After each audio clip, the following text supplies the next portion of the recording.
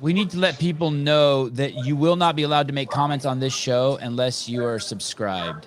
So if you want to be in the comment section today, you need to subscribe to the Sevon podcast. And that's just the way it is. There he is. Welcome, everybody. We are 55 minutes until showtime. It looks like there's an athlete briefing going. Is there an athlete briefing going on right now? Hiller's. Yeah, Hiller's. Oh, shit. Okay, let's go over and try to listen to that. Thousands of burpees done, touch chest to the ground, perpendicular to the bar. You can step back, you can jump back, jump over the bar.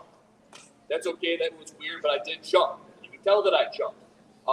Turn around, perpendicular again. It's best to me. Jumping. The more you make it look like a natural jump, the better. That first one I did was weird. If it's weird to the judge like, no rep. You can challenge it. I'd probably give it to you in the back end because you did indeed jump. Did your best interest to make it look like it should make it look. He's doing the challenge. Again, standard for the weekend. Cool? Guys. For the record, that was the most unathletic thing I've ever seen Andrew do. Thrusters, always lock out up top. Stretch in a second. Flare of the elbows is good. Jared already brought up that some people have anatomical things that make them look odd. Make us aware of those. You have them. Different. Whatever. Semantics. But yes, different. Increase below the knee.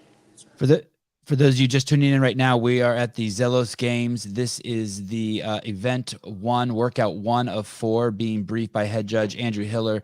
Every single person involved in this broadcast today is voluntary. Every camera was given voluntarily. Every graphic was made voluntarily. All the people you see. Enjoy. No. It's a jump. You have to jump. And which way the definition of the jump is that I suppose we'll do it in the air, but they don't have to leave simultaneously. Was that Jacob Paff? It would be in the air to jump. I haven't seen him May here. not step. He might be here. Is everybody clear on that? It doesn't have to be a 2-foot takeoff. Doesn't have to be a 2-foot land.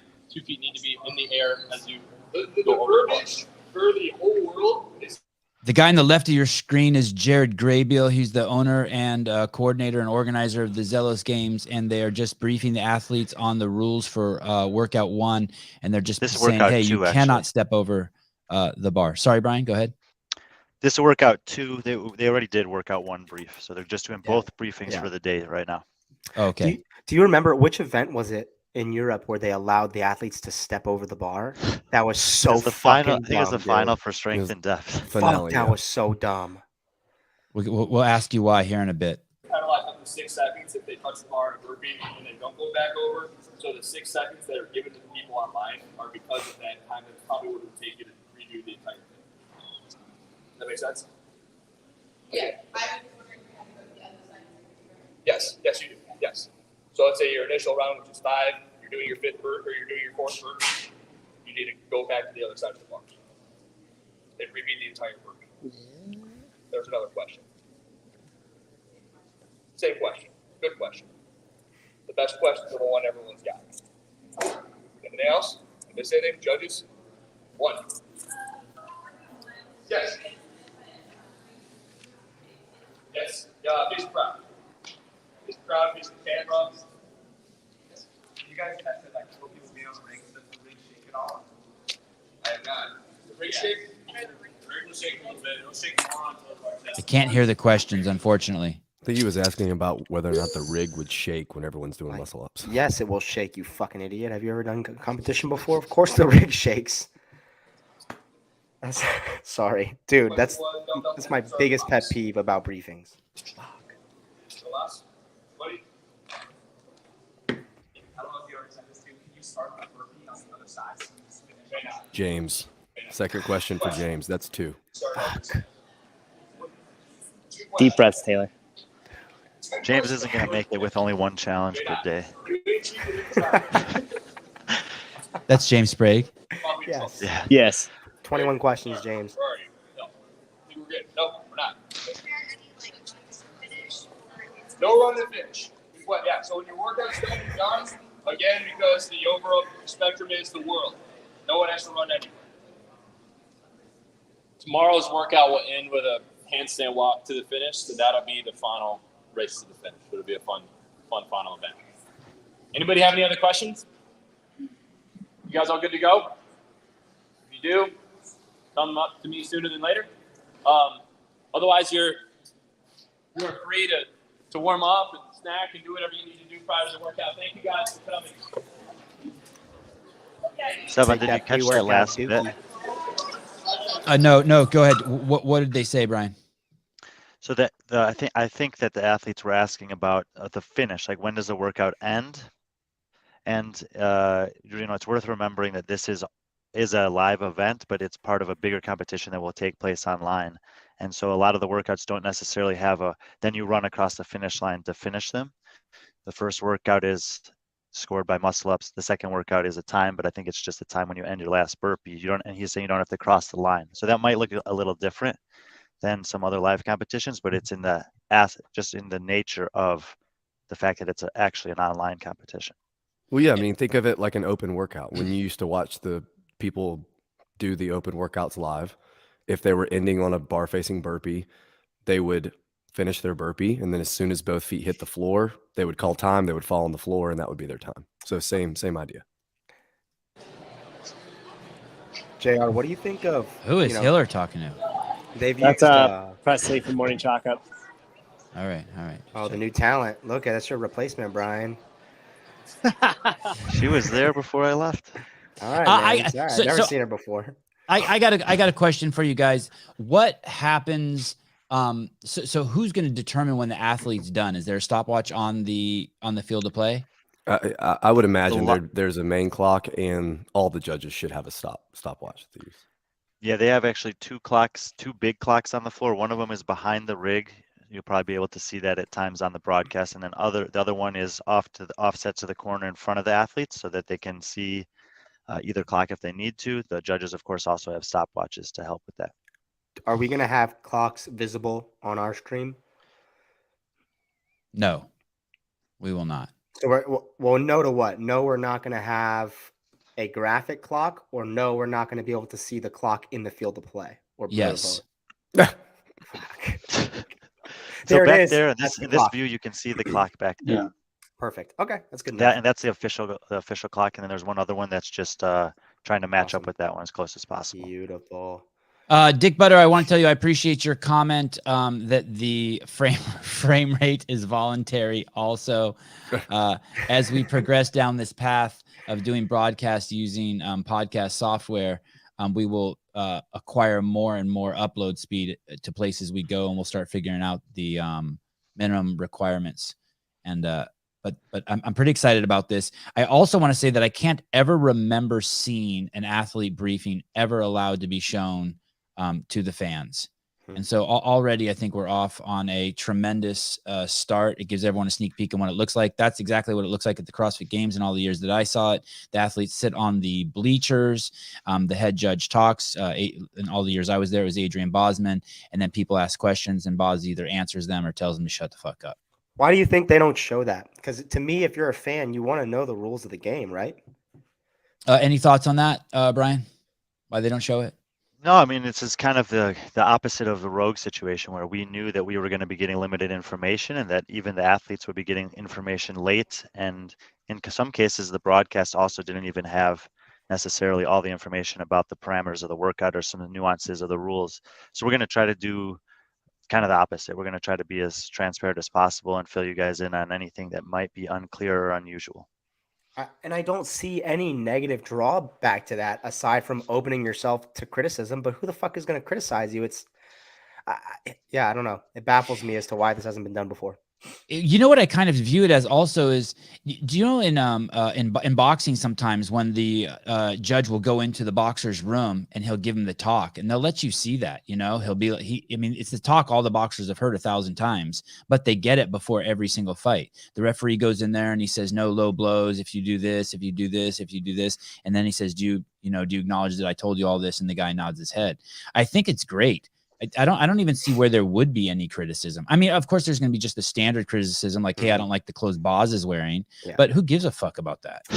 I wonder if do you think it comes from Dave's military past and their kind of, standard operating procedure to keep information limited to people who don't need to know it? Well, I mean, certainly there's different types of competition, and at the games and at Rogue, an element of the competition is the unknown, is the kind of wait till the last minute and have the athletes adapt. This is an online competition at the end of the day, and we wanted to, it was important to Jared to give people a heads up. That's why he's been so thorough in distributing information about movement standards, equipment needed, floor layouts, etc., in the run up to this. So this is just following in the nature of that to make it as easy and accessible and understandable as possible. But we talk about all the time that unlike most sports where the rules are the same every single game, the football rules don't change, the basketball rules don't change. The rules do change in CrossFit a lot. Each competition has a different set of workouts, different movements, sometimes different movement standards for the same movements. So having that information known ahead of time makes it more digestible for people who don't spend their whole life in a CrossFit gym. I think that giving the athletes briefing live, like doing a live feed of the athlete briefing and going over the requirements for the workout, is also tantamount to the a press conference, a pre-fight press conference like the UFC does. Like, I think it's just good for the event. You see all the athletes sitting on the bench. You see them all together. You see them sort of in a new format. I can't think of one negative thing and I think the limitation is just, I don't think it has anything that they're trying to protect. I think it's limit of vision and limit of media abilities. I think that's all it is. I would say one thing. I think to do it in the future is great for the sport, because then you're really ensuring that the person giving the briefing better be a professional and they better know their shit if the rest of the world's going to see it. I've been at some semifinals and some competitions that are on a huge stage where the person giving the brief, it's frustrating as an athlete to listen to them fucking tell you how to work out because they clearly don't know what the fuck they're talking about. So you think it could be brand damaging or damage the integrity of the event if the guy briefing it? If the person is not a professional and known, like at Granite Games, we got briefed that you couldn't do a devil's press with the dumbbells outside shoulder width. They're 70-pound dumbbells, right? So I'm thinking to myself as they're saying this, I was like, then how the fuck are we supposed to touch our chest in between the dumbbells to complete the burpee? Are you fucking kidding me? They're trying to protect athletes from doing the rep like out here. It's a 70-pound dumbbell, dude. No one's doing the devil's press fucking outside the line of their body. And it was just, it was ridiculous. And then they continued to brief another workout and they're allowing athletes to do the sandbag clean however they wanted. It was just a shit show. So if you've got someone doing a briefing like that, don't show anybody, because you're going to What ended up happening at the Granite Games? Did they enforce that, Taylor? Did they they did not enforce the devil's press. No, it was like you could definitely pull them up outside shoulder width because you had to. They just didn't think it through. Well, like someone else, I think something else to consider is, especially at the games, those briefings can be really, really long. Like there were briefings 2 years ago at the games that lasted 45 minutes because think about how many international athletes you have. There may be language barriers. They may not have their coach there. They may get communicated to ask a question late. And there's a lot of repetitiveness. One of the things I will say, though, about the games, you don't really think about something as simple as this, but we're watching, trying to listen to Hiller, trying to listen to the questions, and we have a hard time hearing it. At the games, if Eric O'Connell is up there, someone will say, do you have to land with 2 feet on the other side of the bar? And Eric will say, the question that was asked is, do you have to land with 2 feet on the other side of the bar? The answer is yes. It's like very, very, very regimented, but you have to do it that way. I love that. I love that. I love that. I mean, they could just simply open up a stream on their Instagram live and set up a camera. If you can't hear it, you can't hear it. But yeah, I get what you're saying. It would be hard to give full transparency. That would be so much media coverage and hours and hours and hours of content that, Nah, they should do it. I don't let them off the hook like that. I think you're barking up the right tree, Taylor. I got your back completely on that. I think you're totally barking up the right tree. I think it's good for the event in all ways. The more we know, the more options the diehard fans have to get a more granular view, I think only helps. Who's Tom Guerin III? Go Matty D. He's gonna crush it today. Who's Matty D? That's Matt DeLugos. It's his coach. I'm pretty sure it's Tom Guerin's coach. Oh, DeLugos coaches Tom Guerin? Yeah. Oh, because I tried to steal him. I tried to be like, Tom, come do my program. He's like, no, Matt DeLugos is my coach. I was like, fuck that. Come on, man. I'm pretty sure that's what a lot of the people there call Matt DeLugos. Like his nickname's Matty. I think Justin Kotler refers to him as Matty whenever he talks about him. If you would like to participate in the Zelos games, this is a online open format for everyone on planet Earth. I think all you have to do is be a human. You can register today. They have a registration page that Caleb has just pulled up. Thanks, Caleb. That's the 2022 Zelos games. What's the? We'll put a link in the comments here. Registration is open now, correct, Brian? Yes, definitely open. And when does it close? The 21st? That's when the competition ends. I'm not sure necessarily when the registration closes though. So if people register today, they can start getting at the workouts right away. It's open, game on. Yeah, and it's 4 workouts, and you got 10 days to do it. So plenty of time. No excuse not to get anything right logistically. All the information is available. It's very accessible. Okay, so here we go. Caleb pulled it up. Workout 1 is due on the 15th of November. Workout 2 by the 17th. Workout 3 by the 19th, and workout 4 by the 21st. There's a gang of prize money.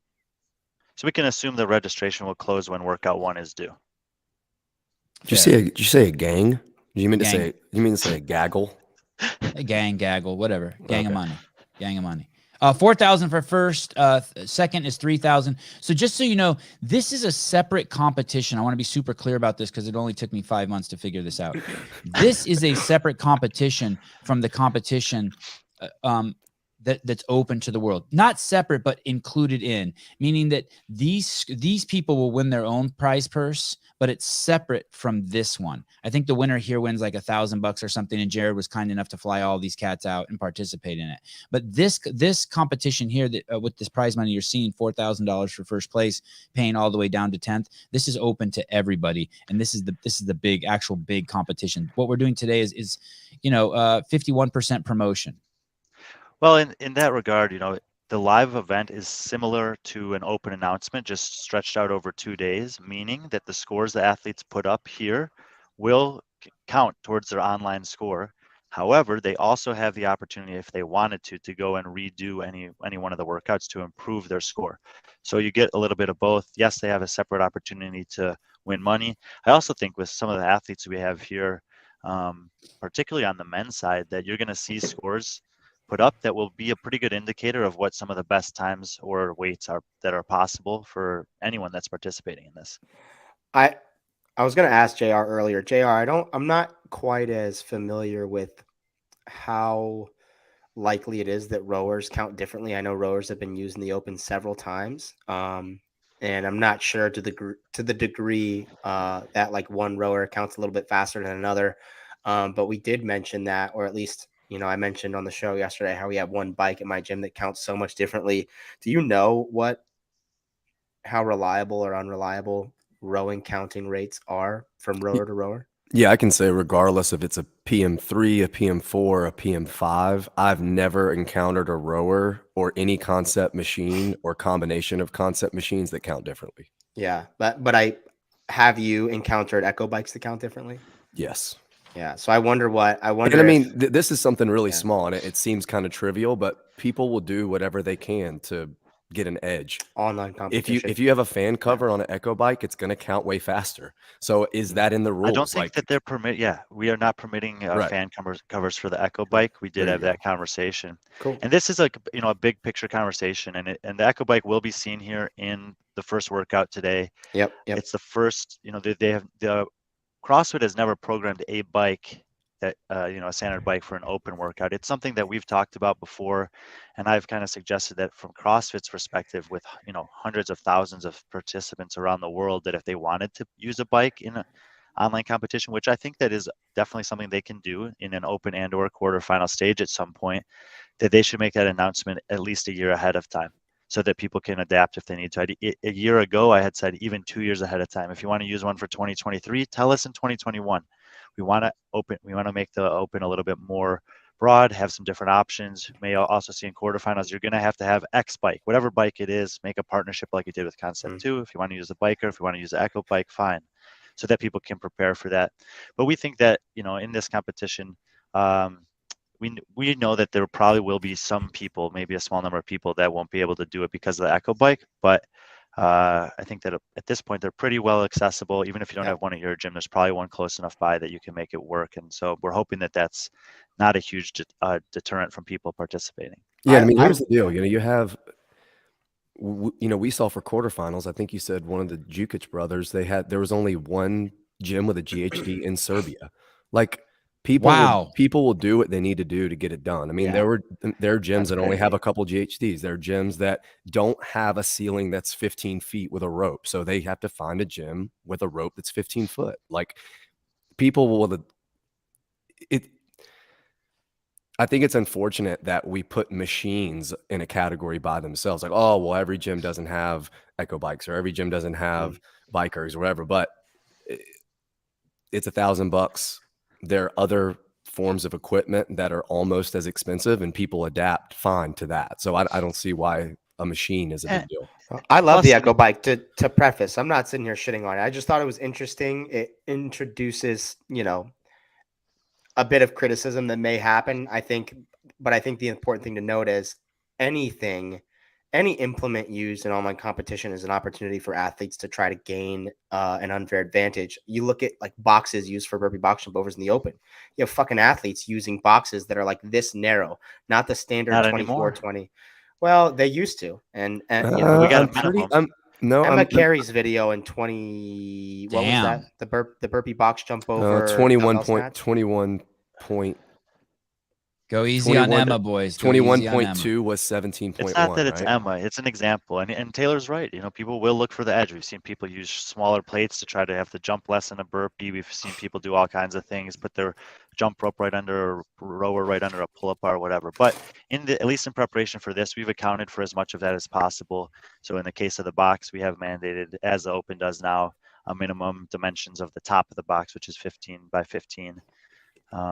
Brian, do you guys have a rule of, and this is really, really small, but again, especially in a workout that's this grip intensive, you'll have a lot of, especially females, argue that using the thinner rings is going to be a huge advantage. Using the skinnier rings is a big advantage. Strap length on the ring muscle up. So if you have someone that has really short straps and skinny rings, which is impossible to see on a video submission, are you going to allow that? And are you just going to kind of say, well, if people are able to do that, they can do that? Rope thickness on a rope climb. I mean, Correct.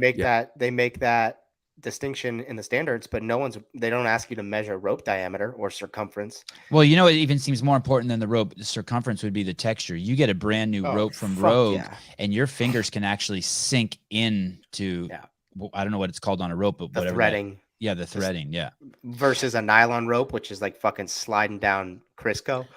Let me throw this out there, by the way. I know the vast majority of you are here to see John Young, and so please don't worry. John Young will be coming on today at 1 o'clock. We have a very extensive schedule with a ton of people rolling in and out of the show.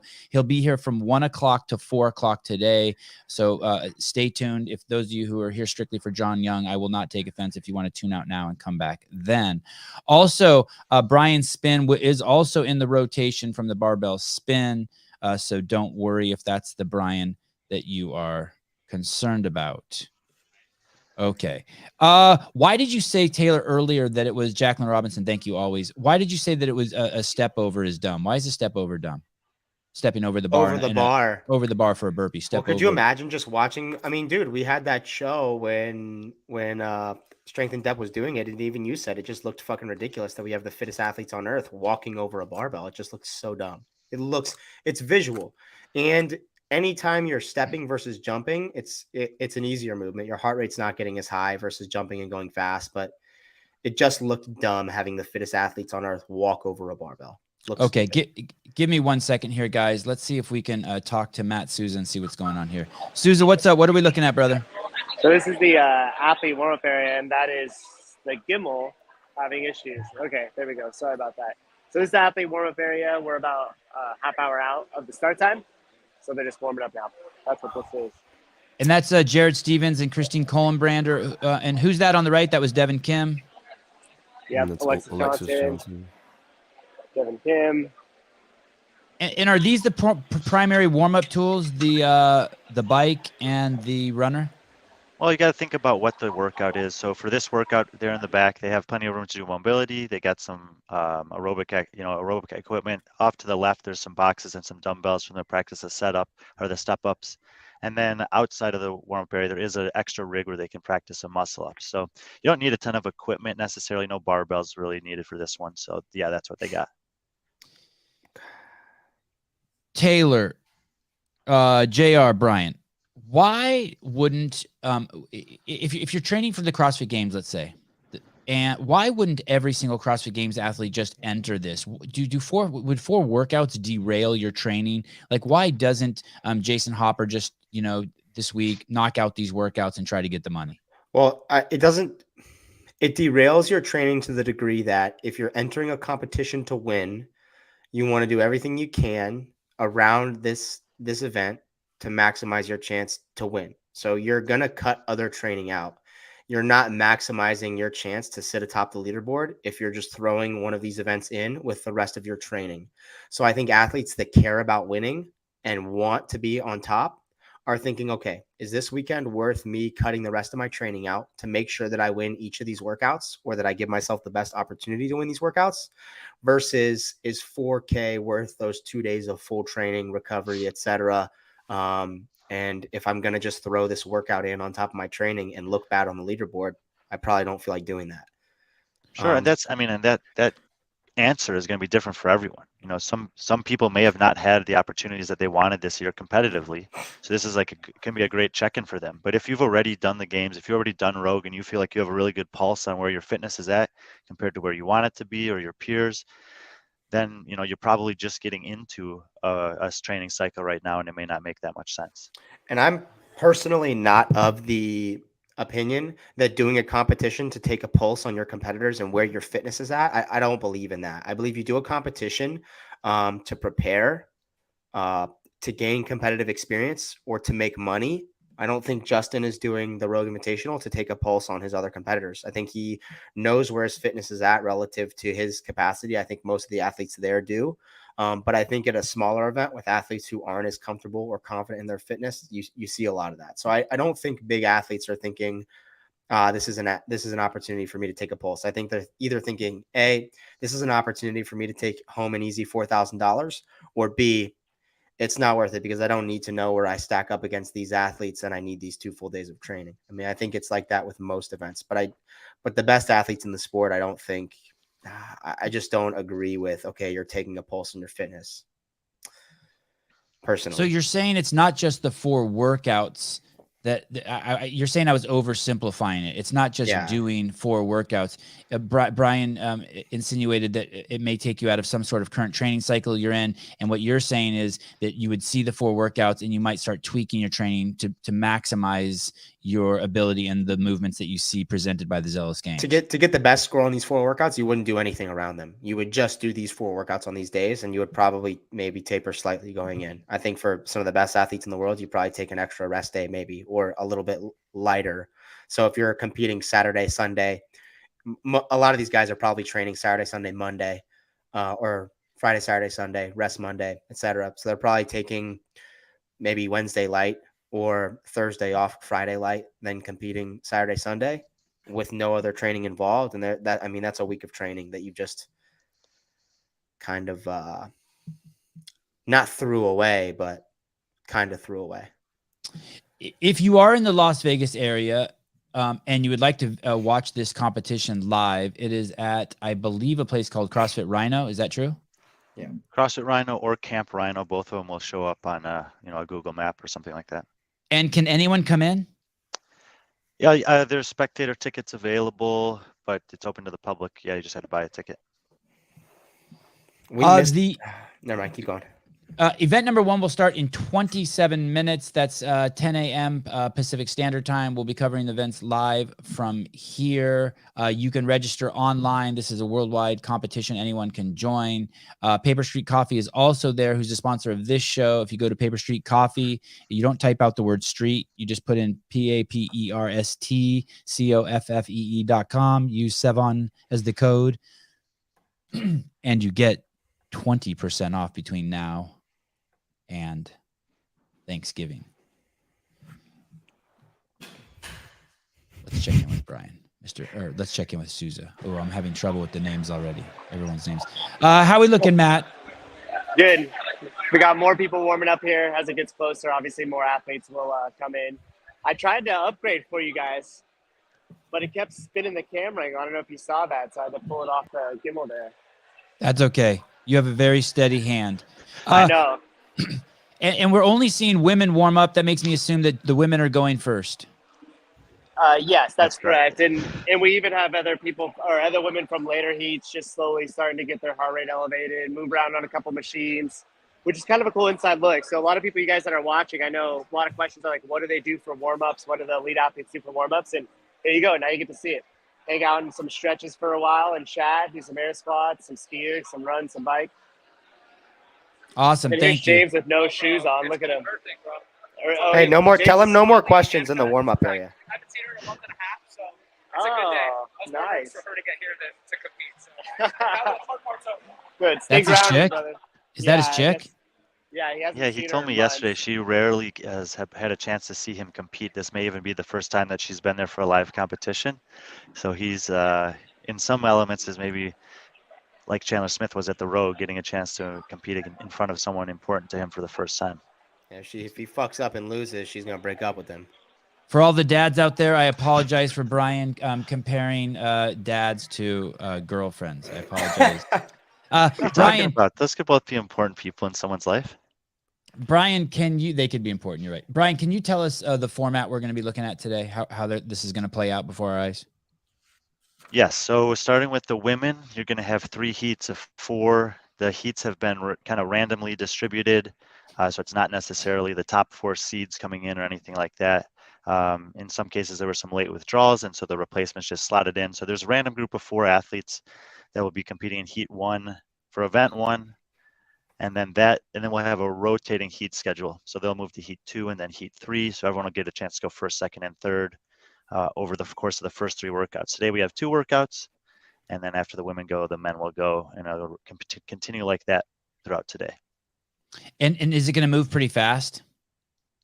Well, like the first workout has a 12-minute. There's like a 12-minute window for the workout basically. And then there's a 3-minute reset, I think. Or it's 14-minute window. I think it's 3 minutes. Yep. 3-minute reset. Yeah, so there'll be a fairly tight turnaround. We may have a chance to talk to the winning athlete in every heat. It'll be, but we'll definitely have a chance to talk to the winning athlete of heat 3. And I think that the women will cycle through pretty quickly, and then there might be a little bit longer, not too much longer, but just like maybe 5 extra minutes to reset for the men since we need to take off the dumbbells and put in different ones. I didn't even know they made Bailey's still. Bailey's Irish Cream. That's like the kind of shit I drank when I was like 16. Dude, listen to this. I used to dog sit for this family in my neighborhood, and I fucking crammed a whole bottle of Bailey's Irish Cream one time. Stole it from them. They never asked me to wash their dog again. Did that make you sick? It kind of made me sick. That and one time, actually, there are several times. Bailey's, like the smell of it would make me sick. Blueberry vodka, Blue Moon heavy beer, and then Malibu rum. Fuck, disgusting. I just want everyone to know that Taylor is long since reformed. Go to the Sevon podcast. I wish I could tell you what episode it is, but just type into Google Sevon podcast Taylor Self, and you will hear a fantastic story. Yes. Do you have any questions for Andrew Hiller? I'm going to turn it over to him for a few minutes if you want. Oh, I'd love to. I do have him. Let's do it. All right. I'm going to give him my headset, and he'll be here. Caleb Uzar, did you see Caleb? If you go to hello overlays. Yes, Andrew. I think the question on everyone's mind watching that briefing was, is that bar-facing burpee the most unathletic thing you've ever done in front of people? I tried to make it about that. Yes, it was pretty awkward feeling, but it would also still count because it was indeed a jump, right? It was. Did you? How much? What were you saying? In the background, I can hear me the talking in the background. That's weird. Somebody needs to mute. You mean like you have an echo? Yeah. Oh yes. Sorry. We can't hear it. That's all that matters. How bad are the stupid questions? 1 to 10. No, the questions were good. Okay. I thought the questions were great. Rig not shaking one of the question? questions were bad. Why is the rig shaking question not good? Oh, I don't know. I just thought it was dumb. A dumb question. Um, Andrew I- Hiller's I a very suppo- patient yeah. judge, Taylor. Don't bait him into being He so has aggressive and negative this early. he in has the way morning. more patience than I do. So you're saying if you were doing that, Taylor, you'd been like, "That's a dumb question." Next. You're No, I right. thought I that was a probably good wouldn't have the question. balls to do that. And I wasn't aware, so I'm also happy that people who were aware were able to answer it. And saying, yeah, Andrew, it'll likely shake, and it'll shake more on the toe to bar, chest to bar. is everything going according to plan? Width of the lanes, athletes showing up, schedule, whistles, stopwatches, machinery working. Yeah, so far it's pretty awesome. Nothing's out of place. All the judges, volunteer judges showed up. In a perfect world, yeah.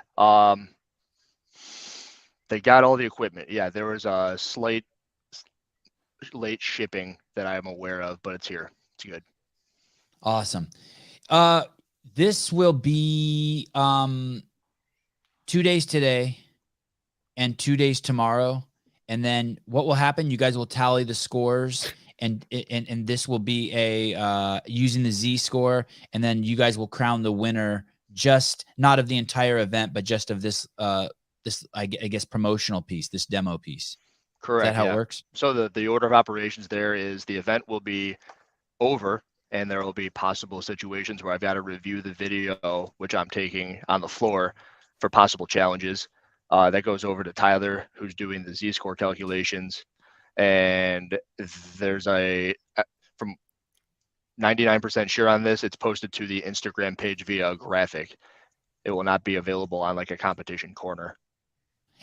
Tell me about the review process. So event number 1, heat 2 has a let's say a petition for a request for a review. Challenge. What happens? Yeah, a challenge. Okay, challenge. They have to be specific. So I have a scorecard right here. This is what it looks like. Okay. Which is very convenient, by the way, with the question. Let's say the only thing that can be challenged in workout number 1 are the muscle ups. So they've got the echo bite, the dumbbell box step overs, and the ring muscle ups in the time remaining. They would need to tell their judge before they leave the floor that they want to challenge the ring muscle ups on set 1 or set 2 or set 3 or sets 2 and 3. The biggest thing in there is that it can work for or against them. There you go. Yeah, so it can work for or against them. Meaning, let's say they did 15 on the first round and they want the specifically reps 5 through 10 checked out because they think they deserve them.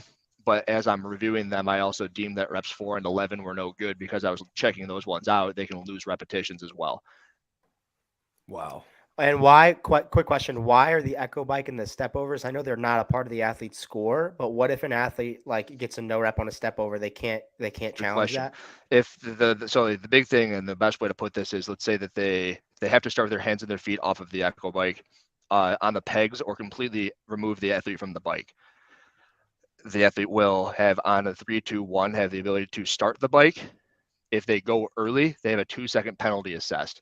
I was rather aggressive, transparent, and let them know that on the floor, they've got the 3-minute interval, and the final 4-minute interval. We will be cutting them off 2 seconds short. As a result of that, we can do that on the fly. And the reason for that is we will also be doing that in the online competition. And I had to have said that probably a dozen times as well. Like, the reason some things look interesting is because this is, yes, live, and we have to make it similar amongst you, but we also make it similar across the globe. So they can't challenge step overs or the echo bike. They cannot challenge step overs, but what happens is if they are given a no rep on a step over, they've got to go back to the side that they missed from where they, so they got to redo the whole thing, walk around the box if they need to. Online, the penalties in seconds are given to tie those together. So let's say in real time, it takes them 5 to 7 seconds to walk around the box. I will be reviewing all of the videos online. And as I do that, they will be given, let's say, Taylor, you're online on the first one, you miss your 8th one because like a dumbbell touched the top of the box. You should be given a no rep. You're clearly not going to online, or you weren't aware that you should have. You get an 8-second penalty. And at which rate on an AMRAP, at the end of the workout, you don't get muscle ups in that amount of time. Okay. Because it is an AMRAP. So let's say you start early on that interval and you also get a no rep on a step over, and that's an 8-second penalty. The end of the workout, let's say you got two muscle ups in that 10 seconds, you don't get those 2 muscle ups. Got it. I'm not sure I exactly understood all that, but which isn't that important. But it is an important distinction that that is something very nuanced but relevant to this competition. The fact that it has to be set so that it can be done at home, and those reviews can be done, but it also can be done live, and that's what Andrew was just explaining. One more, and then I want to get back out there. Okay, I'm kind of nervous. I got to make sure I'm ready. Are the Go ahead, JR. Yeah, are on the floor, are the judges going to be given hand signals when a rep Yes. counts? Like, so as we're Yes. watching and we're trying to count, are Well, they so gonna be there's doing that? placards on the floor for the muscle ups. Right, that and they'll you'll be able to change see after those. each round, right? Correct. Oh, they'll be changing them in real time. There's 2 judges on the floor, one of which will be Oh, in charge wow. of changing that. Cool. The second one is the step over. They'll be giving a 5 count for the final 5 reps. So 1 through 9 they're doing, and then Right. 10, 11, 12, 13, 14, 15. But it'll go down. Right. Okay. Sorry, Andrew. One more final question. Yeah. Head judge. You're the head judge for the online competition, also. Oh yeah. Wow. Well, thank you very much for all Rock you're and roll doing. You're the man, McDonald's. dude. Yeah. You are the man. Thanks, Andrew. Making it happen. All right, brother. Thank you. Yeah, you bet. Thanks, guys. Thanks, man. Wow. Fantastic. Fantastic. A lot of good information there. Let me see what's going on here in the Taylor with a record number of F-bombs to get things started today. He's just warming up his vocal cords. Dude, we missed a huge comment by Ryan Stokes. Did you see it and just ignore it? Because if so, I'll shut up. No, let me see. How far back is it? It's pretty far back. I wrote it down. I'm going to send a picture of it to the group.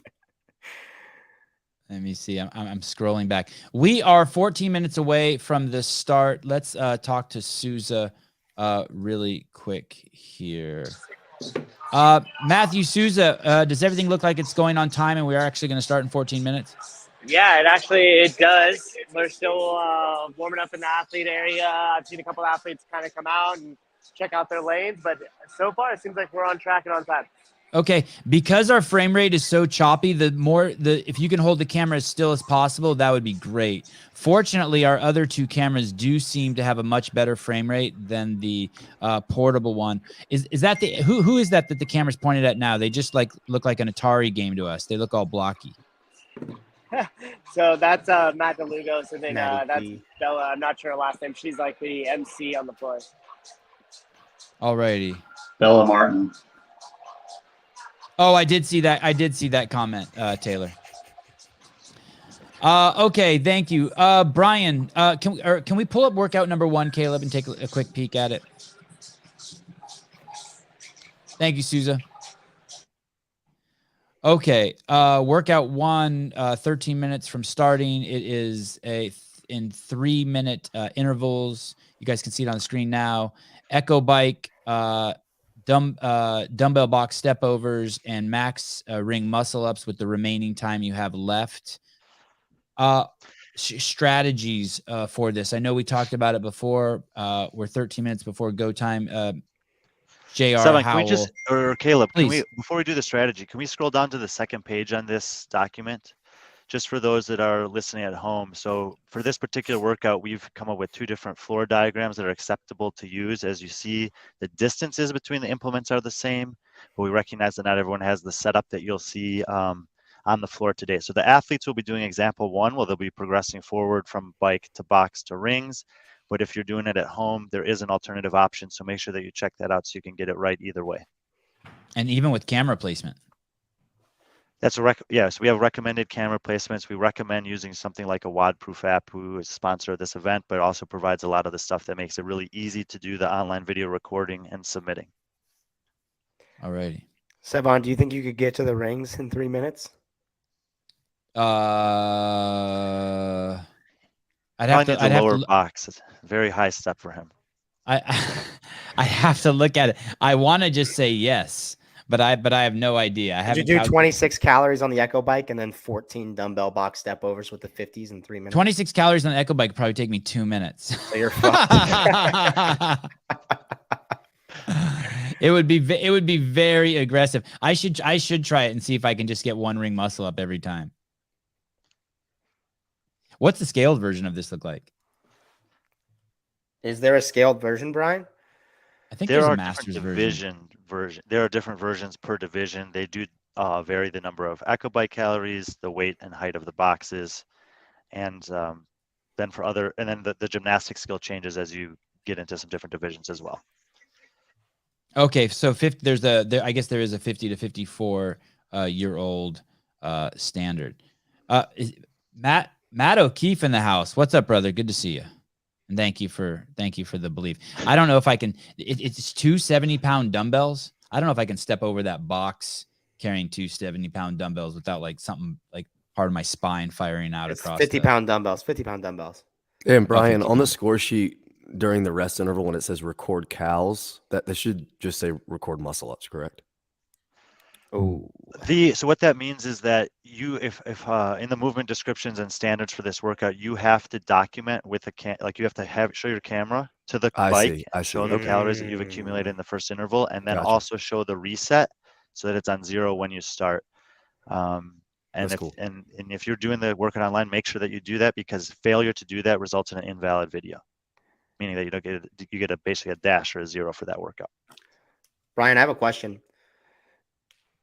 When we talked about, this was like a month ago, maybe, we talked about the workouts that hadn't been released yet, and you said there was maybe one that you didn't think I was going to like. Which one was that?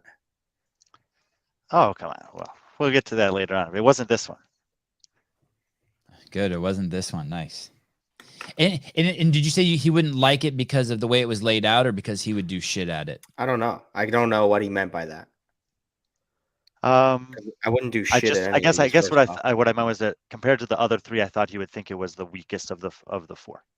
I know which one it is. Which one is it? Just Well, you fucking tell me say it. I love all of them. I like all 4 of them. We'll talk about that later. Okay, let's talk about strategy for this. I believe we've talked in previous shows, correct me if I'm wrong, that the conventional wisdom is the first guy off the bike is not the winner. Does that apply to this, Mr. Self?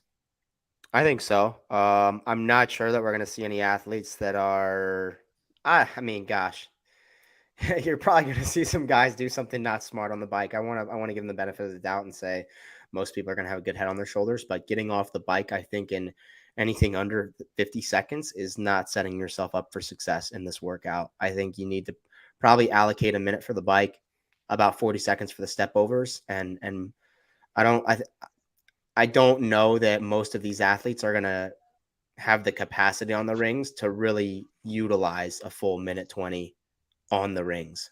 So I don't think you want to get there too messed up. I think you want to get there in good enough shape to get a big set out of the way, because once you come down and rest, that's going to eat away a lot of that time before you can even get back up.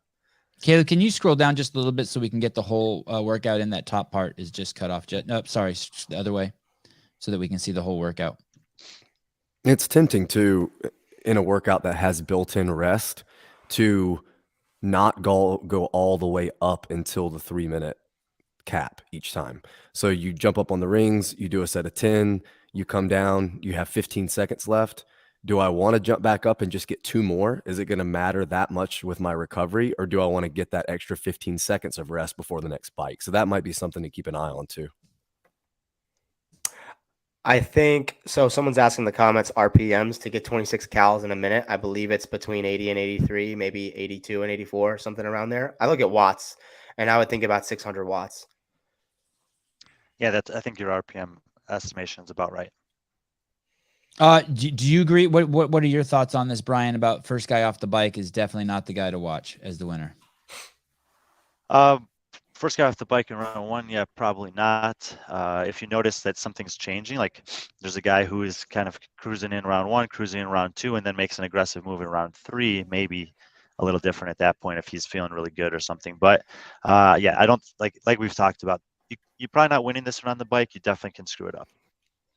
I go ahead. No, you go ahead. Go ahead. I was gonna say I'm just in the comments. I think that the big guys are gonna get off the bike for sure, easier than the smaller guys. But 5 seconds or 10 seconds on the bike that's 1 muscle up, or it's 2 breaths before you get up to the rings. And then for smaller athletes who are cycling a muscle up a second faster than someone who is as long as Matt DeLugos, it's at that 5 to 10 seconds isn't necessarily going to matter between someone getting off the bike in a minute and someone getting off the bike in 50 seconds. And that 10 seconds, you're going to pay for it. There's a big difference between 26 calories in 50 seconds versus 26 in a minute. Again, I think the winning strategy is being able to get to the rings and get a really big set out of the way, come down, quick rest, and then maybe 1 or 2 more reps before time expires. But we'll see how that plays out. I'm guessing being warmed up really matters in this. You don't want to jump on that assault bike cold. You don't want to raw dog this event. Yeah, and watch that heartbeat spike out of control. Correct. Okay, we're gonna run a little test here. Caleb, if you could pull down that attachment, I'm gonna pull up all the cameras we have in the house. Dope. Emma, if you could turn on your video too, I just want to see what it looks like when we have all the cameras going. 2 of the cameras need to turn their phones. Okay. So all 3 of the roaming cameras need to turn their phones Sideways. Yeah. Panoramic. Awesome. Good job, guys. Money. And there's 1 left here that I think it's Ruth's camera. Okay, perfect. Okay. Wow. What a ring of cameras we have. Once the show starts, wow, that's a great shot. Whose camera is that? Emma's. Dang, Emma. Look at your steady hand, girl. I'll just post up right here, then I won't move. Dang, and we can even talk to you. You're a beast. Yeah. You're a beast. Oh my God, this tickles my fancy. This is great. So we got Emma, we got Ruth, and we have Kendall. I can't see who is who. Yeah, their pictures are better than Suze's. I think that roaming one. Oh, okay, so this is Kendall's. Fantastic. And I just want to check. Okay. Oh, and whose phone is that? Look at how that one's not choppy at all. The frame rate's so much better. Whose is that? That's Kendall's. Kendall got the good camera. She's standing close to the router. Fantastic shot. And can I see camera 1 and 2 and see the frame rate on those? I'm not sure how you're going to choose those. Okay. See, can we get someone on the? Oh no, you can see. Is that the announcer in the background moving? That's pretty good. Let me ask Souza a question here real quick. Matt Souza. Yep. Are any of these? Are you going to be allowed on the floor to interview people after in between the heat? Yeah, there's actually a whole little section of it right over here. So we'll go over and we'll interview them, and we'll grab that headset and see who we can talk to. Okay. And are those the 4 athletes that are going first? And can you tell us who they are? Yes. Kind of. Alexis Johnson, Christine Cole, Brander, Rowe, and Sam. Okay. And the athletes are taking the floor. Yeah, this is Sam here, lane 1.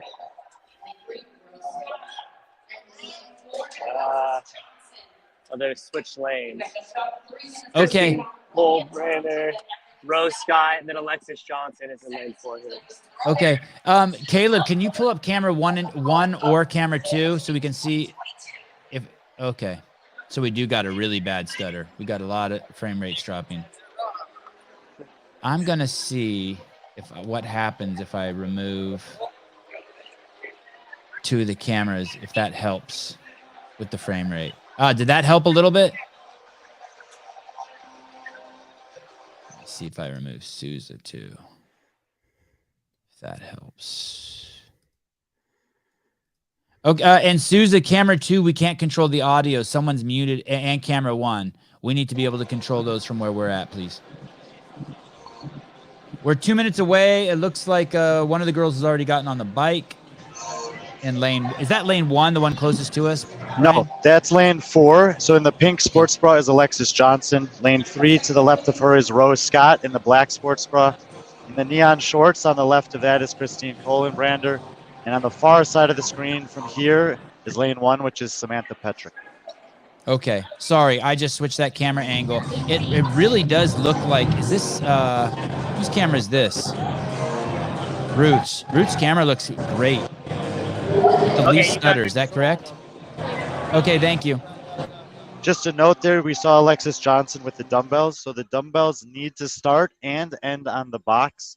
They can drop them in between to the floor if they're going to take a break, but otherwise they need to replace them on the box. So they should always be on the box at the start and end. You guys Say hear that one me? more time, Brian. Explain that rule to me again. You see the dumbbells on the box. They're going to do their Yes. step overs. When they finish their last one, they must replace them on the box before they head Okay. to the rings. Okay. Fantastic. We are 1 minute away from go time. You want me off for this, right? Or at least in the diagram, it has me off of the.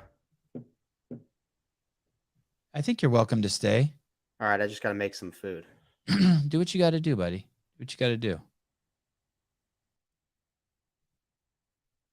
See if we can get some audio here. 3, 2, 1, go! Action.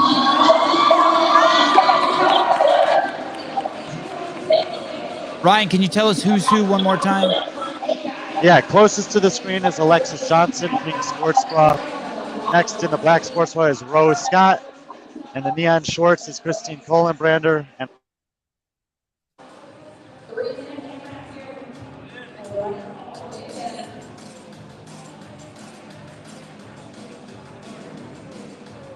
I apologize for the frame rate, guys.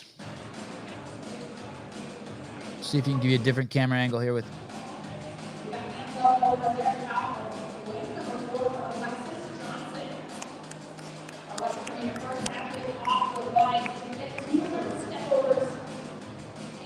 Alexis Johnson is first off the bike. Oh, we lost your audio, Brian, for some reason. No, we can't hear you, Brian. Maybe your headset got disconnected? Oh, you're muted. You're muted. You muted yourself. All the girls are now on the box. Step overs are going smoothly for all of them. All right, Sevan, so I want you to look at Alexis Johnson's technique comparatively to the other females. You see how she's using the dumbbells to create momentum and swing forward? That's the girl in the black closest to us, black sports bra? Pink sports bra. Okay. And the other girls, if you see, are just kind of stepping without using the dumbbells to create momentum. So she's the first one to the rings. We'll see what happens in the later rounds. You mean basically she's allowing the weight of the dumbbells to help her rotate her body, getting a little Correct. swing in there. She's kind of using them to swing herself forward. She's good on the rings too. So I expect. Saban, can you hear me now? Yes, we can. Absolutely. So she's like 5 muscle ups in before Christine gets 1. And she's the first off. Wow, we got really lucky that the leader is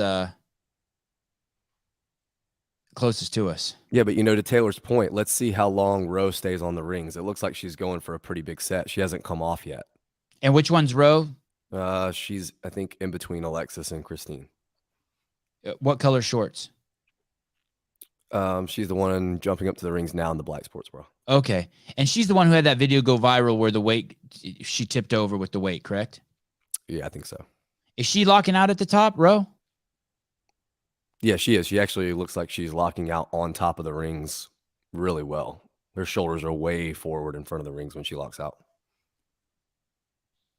And unfortunately, we don't know the count. We lost Brian's audio again. Can you hear me? Yeah, we can hear you. Oh, I think when you put your mic up, it mutes you. I don't know why, but Kohlenbrander did the biggest first set, which was 10. And we can check the rep counters at the front of the floor to see the official counts here. Okay. Souza, I think your camera. Yeah. Even though you have a stutter, we need that shot, but without a stutter if we can get it. If we can get one of the other cameras that's not stuttering as bad to move over to where you're standing. Got it. I'll move a fixed camera over here. Okay. At this angle, and exactly. If anyone sees Hiller,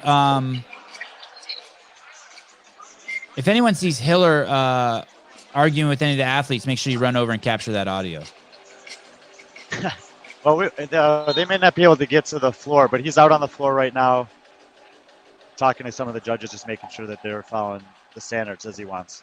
10 seconds. Okay, guys, so the first 3 minutes is up, and none of the girls used all the time. They all went over to their bike and rested. Is that correct? No, they used the... Brian, while they're biking, can you go over and tell us the rep count?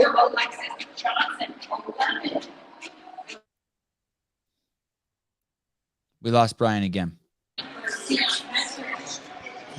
Are you there? Yeah. Okay, Colin Brander's in the lead with 14 reps. Alexis Johnson, 13 reps. Rose Scott, 11. Samantha Petrick, 9.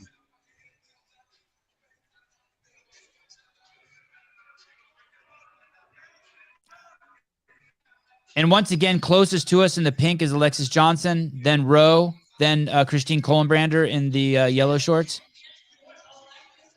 Yes, and Sam Petrick in the far lane. And we saw Alexis get off the bike considerably ahead of the other women in round 1, and she again is going to be the first one off the bike in round 2. But Christine was able to do a bigger opening set. She did 10 in her first round of muscle-ups to Alexis's 6, and has a 1-rep lead going into this round. So 2 different strategies here. And actually, the smaller athlete is getting off the bike first, and the bigger athlete was able to do more muscle-ups in her opening set. Oh, this is a great shot. Good job, Ruth.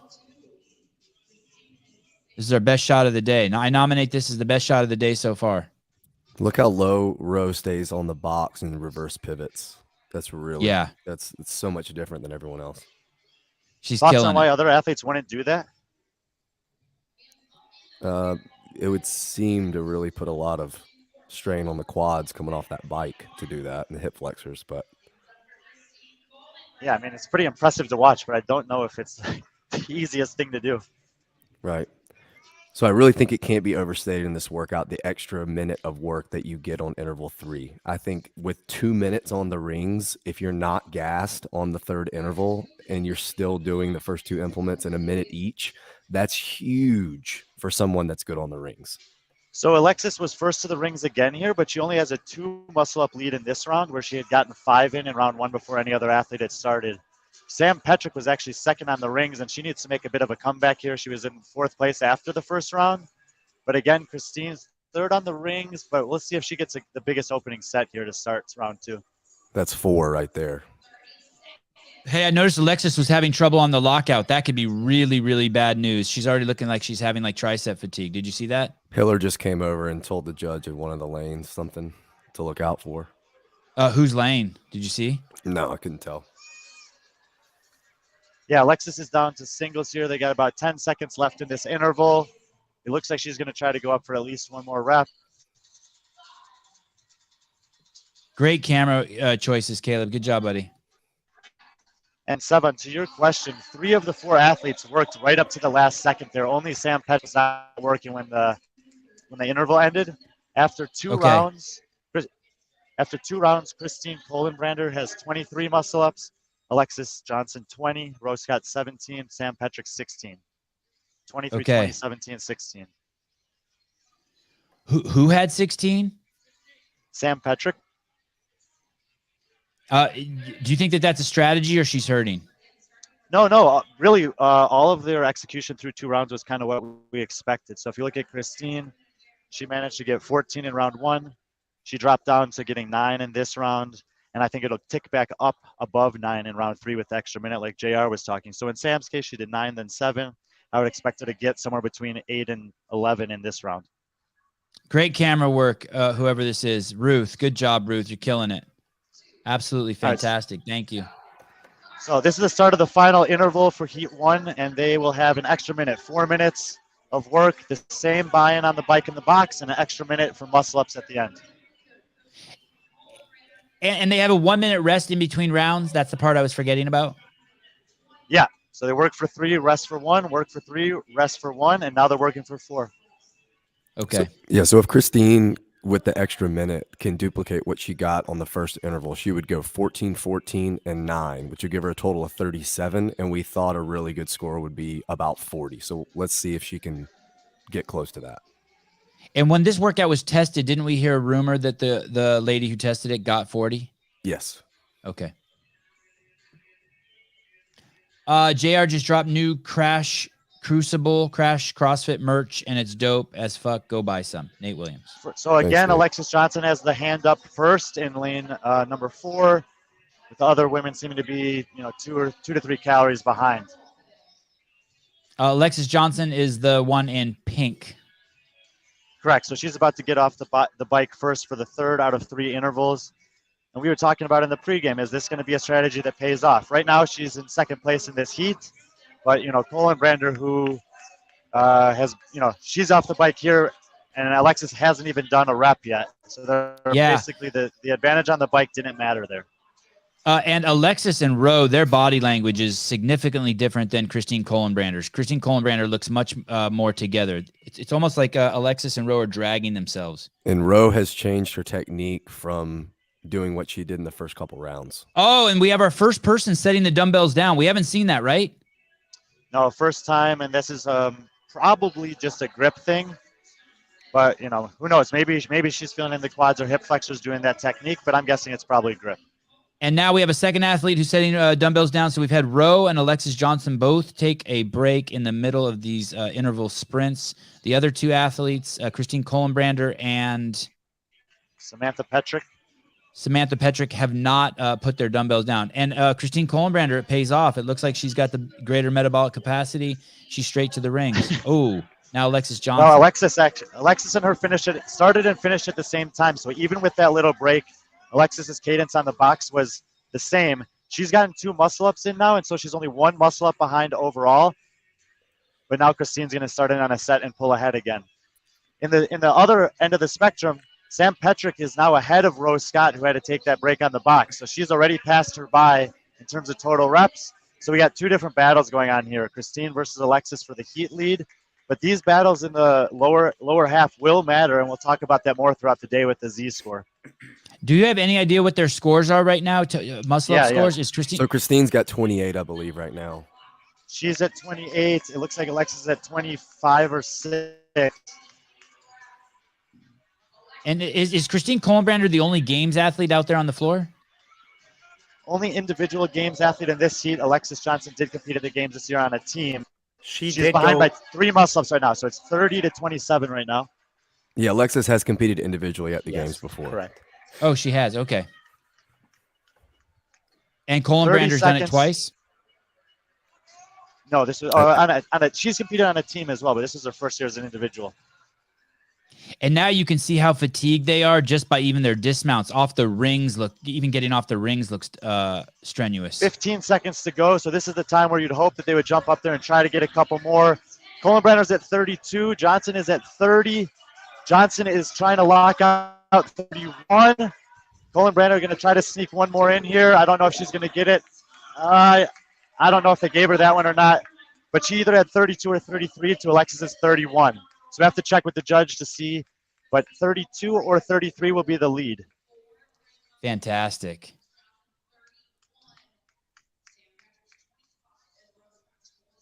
And I didn't even see Hiller. Sam Petrick actually passed. He's out on the floor now, but Sam Petrick did pass by Rose Scott in that last interval. She got it looks like 25-21. So Sam Petrick's 9, 7, and then 9, exactly kind of what we thought for her. So in Rowe had 21. That was awesome.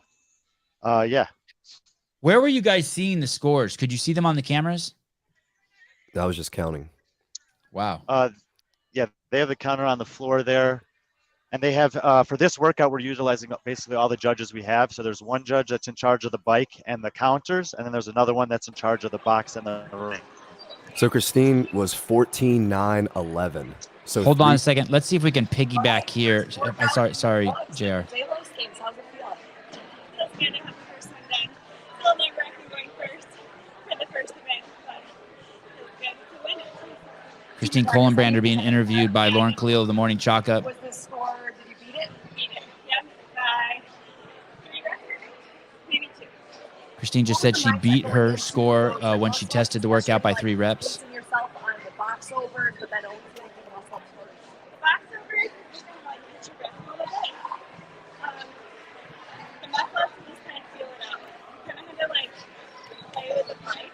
Like, I feel like this workout actually was like lactic.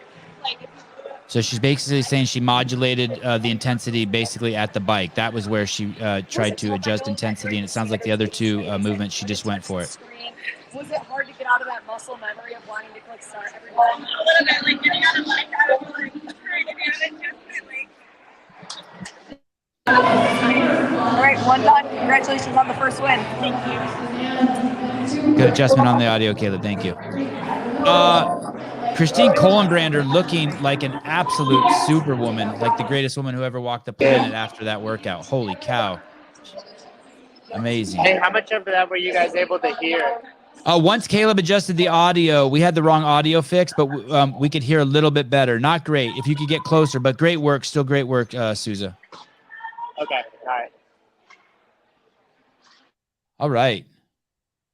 Any surprises here, gentlemen? Taylor, any surprises on as we prepare for the second heat?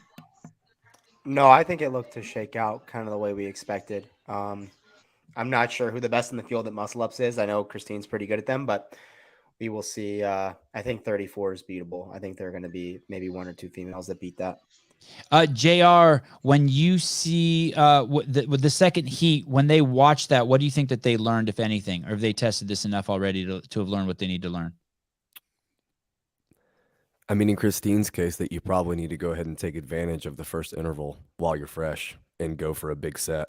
You know, she was able to open up with the biggest set, Brian said, and she never relinquished that lead. So banking on the ability to get a lot more reps in the third interval with one more minute. I mean, she showed right there, she got 14 and then 3 less with a minute more to work, which is pretty staggering.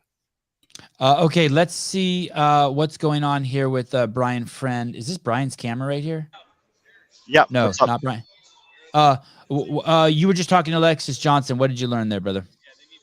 Oh, basically she knows that going that hard on the bike was going to be maybe not the best strategy for overall result, but she wanted to challenge herself in that regard. She wanted to put herself into a little bit of an uncomfortable situation and see how she would hold on.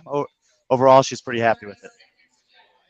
Okay, guys, it looks like the second heat, Jared Graybeal and the Zelos games are on point. The second heat is starting very, very quickly, and Taylor loves that. All right, we got 4 athletes in this heat. From left to right there, you see Devin Kim in the foreground, Kyra Milligan in the white and green, Brittany Weiss in the pink, and on the far end of the screen, we have Alex Gazan. So we got 2 underdogs athletes here, Gazan and Milligan, and then 2 Invictus athletes with Weiss and Kim. And Gazan, the one furthest from us, is, I believe, the only individual games athlete in the bunch. From this season, she competed at the games individually. Both Brittany and Devin were on Invictus's teams that podiumed and took 3rd place at the games. They are certainly, even though they didn't make it to the games or tried to as individuals this year, both of them should be pretty competitive as an individual in this field. So we're going to give you a reverse shot here. This is Devin Kim in lane 4. Now we're going to show you this is Alex Gazan of Underdogs Athletics training under Justin Kotler in lane 1. And it looks like we have some hands up. Don't be jealous, Lauren. Lauren, don't be jealous. Don't be jealous. Martin Graham, thanks for the coverage. The Sevon Podcast crew, y'all are great. See you in 2 weeks. Stashy thumb. Can we switch? All right, Weiss. The camera Weiss.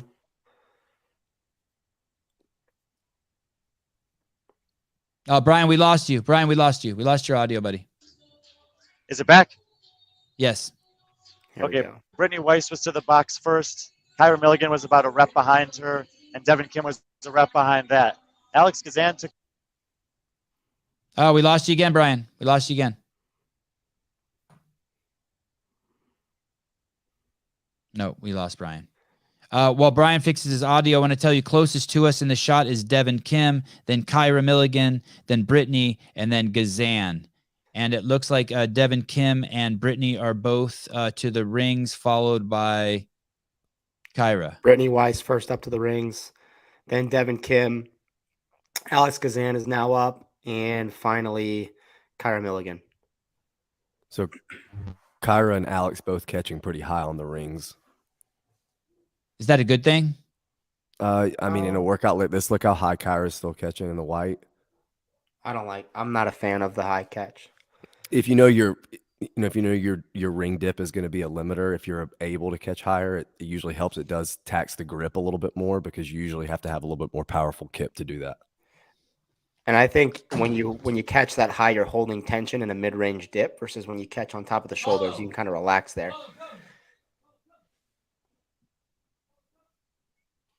So we saw Alex seemed to be the most calm on the bike. She was the last one to the box, and she jumped up to the rings with only 1 rep down on the muscle up. So that might be something to watch in the next couple intervals if she continues to kind of slow play the bike and increase her pace as the interval goes. About 20 seconds, maybe 15 seconds to go here.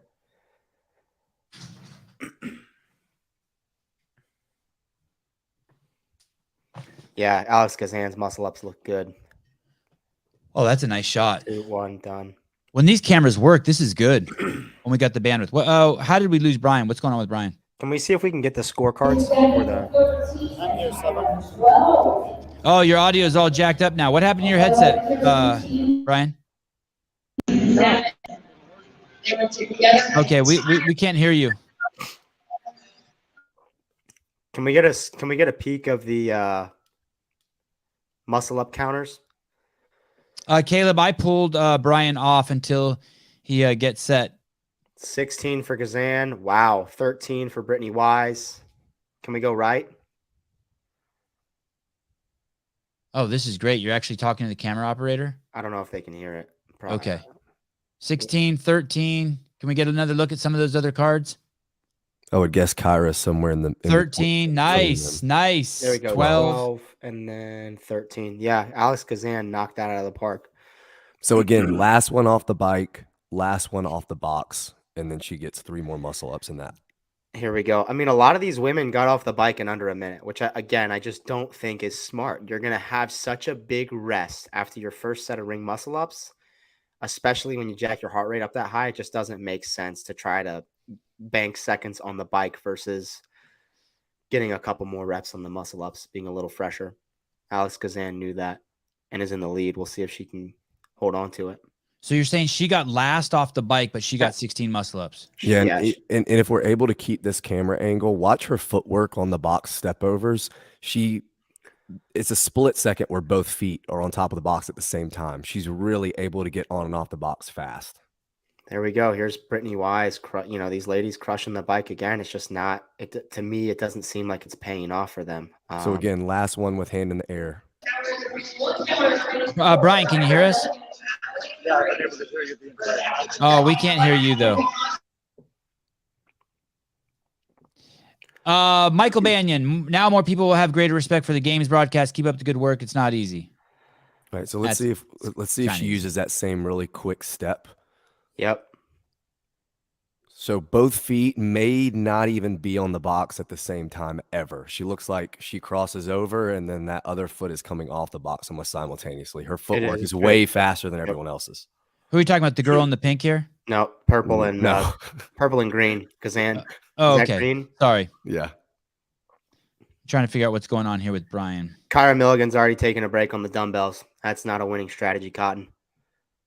No, and we didn't see anyone take a break in the second round in the first heat. Is that correct? So Alex is on to the rings. Yep, first. She gets off the bike last, finishes the box step overs first. And she's already completing reps on the muscle ups. There's 1. She's at 17 for Kazan. 18 for Kazan. And that was Devin Kim. This is Alex Kazan, by the way, in this shot. She's got 19 reps. Or 20. 19 or 20. Yeah, She's so got 20. Yeah, so Christine was at 14 after the first interval, and then she got 9 in the second interval. So she went up and did a set of 4 to open up this round. There's 1. They still look pretty good. Is Kazan known for her muscle ups? I think she's known for upper body pulling. There's 23. And her bench press prowess. So I mean, we know she's a good puller presser. and presser. I wonder what the clock is at. We've probably got like 20 seconds to go. JR and Taylor are killing it. 24. Much appreciated. I agree. They're they're keeping 25. my heartbeat in check. It's good.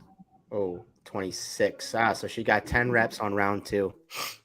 So she's got to get 8 to tie Christine. I think she's got that 9 in the to 1. bank with that extra minute. She's playing it correctly on the bike.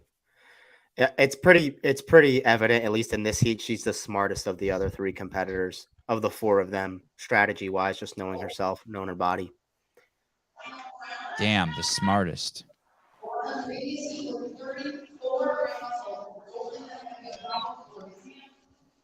mean, she's way ahead. 26 reps. I don't think anyone else is even within 3 reps of her, which is 15 seconds, 20 seconds. Wow. Okay, in the foreground here, we have Devin Kim, and then sitting on her bike already is Kyra Milligan. And then we have Brittany Weiss, who I can't see, but she's probably right next to her bike. And then Alex Gazan, furthest from us, who I'll show here, who is on her bike, breathing heavy. And it looks like all the women are now on their bikes and ready to go. Can we go back briefly to the scorecards while they're biking? Let me see if I don't see a scorecard shot. Or the counters? Yeah. Brian, hi. Dude, what? I mean, Now we can hear you. Brian, Oh can my you give us the God. repetitions of each athlete? Now we can hear you, brother. Brian, we can hear you now. I know, but I can't really hear you. Can you give us Oh. the repetitions of each athlete? I need an audio assist, a technical assistant. Oh, what happened? It was so good before. What happened? I'm not sure, but Okay. I'm confused. This is not Here my we go. area. Here's of the expertise. shot. Beautiful, yeah. She's Alex 6 Kazan, reps 20. ahead. Alex Kazan, 26. Brittany Weiss at 19. Kira Milligan at 19. And Devin Kim at 20. Those are their muscle-up scores. They will have one more chance to get to the muscle-ups. Will Gazan pass Christine Kohlenbrander's score Without a of doubt. 34. I think no doubt. She's at least 30 seconds ahead, at least in terms of repetitions than all these other women. Then it looks like Alexis's score may hold up for third after the Oh, and now a different strategy by Gazan. In all the other rounds, she wasn't the first off, and now she is the first off. I don't think it's a different strategy. No. I think she's held the same pace on the bike for all 3 rounds, and these She's other just- women are just falling off. Yeah, she's just not as tired. Okay, so for her, what you're saying is she wasn't pacing herself off the other girls. She was staying in her own game. Yeah, she's Okay. without a doubt. Sevan, this is exactly to the question you asked about an hour ago. With will the first one off the bike be an indicator, good or bad? And we talked about the possibility of someone being slow off the bike relative to their competitors in rounds 1 and 2, and possibly leading off the bike in round 3. And if Taylor's right that she's held the same rounds and done that, then it's really a testament to her overall pacing compared to these other 3. She's without a doubt the smartest pacer in the field. Maybe smartest overall was a bit aggressive. She's got a full 2 minutes here for this last set of ring muscle ups. And we saw Alexis kind of self-admittedly take a risk on the bike and put herself in a bad situation to see what she could do with it. We may see something similar with Andrea Nisler. She's really good at the machines, really good at the bike. Will she be the opposite of Alex's strategy? Will she try to get off the box quicker and then try to still hold on for big sets on the rings? Kazan's got 29 reps and she's got 90 seconds to go. Interesting battle for second shaping up as both Devin Kim and Brittany Weiss, who are teammates from Invictus, are currently on 23 reps. 31 reps for Gazan. Devin Kim has taken the lead here on Brittany Weiss. She's at 25 reps. Brittany's 2 reps behind and looks like she's about to jump up. Milligan just getting to the rings, last one there in this interval.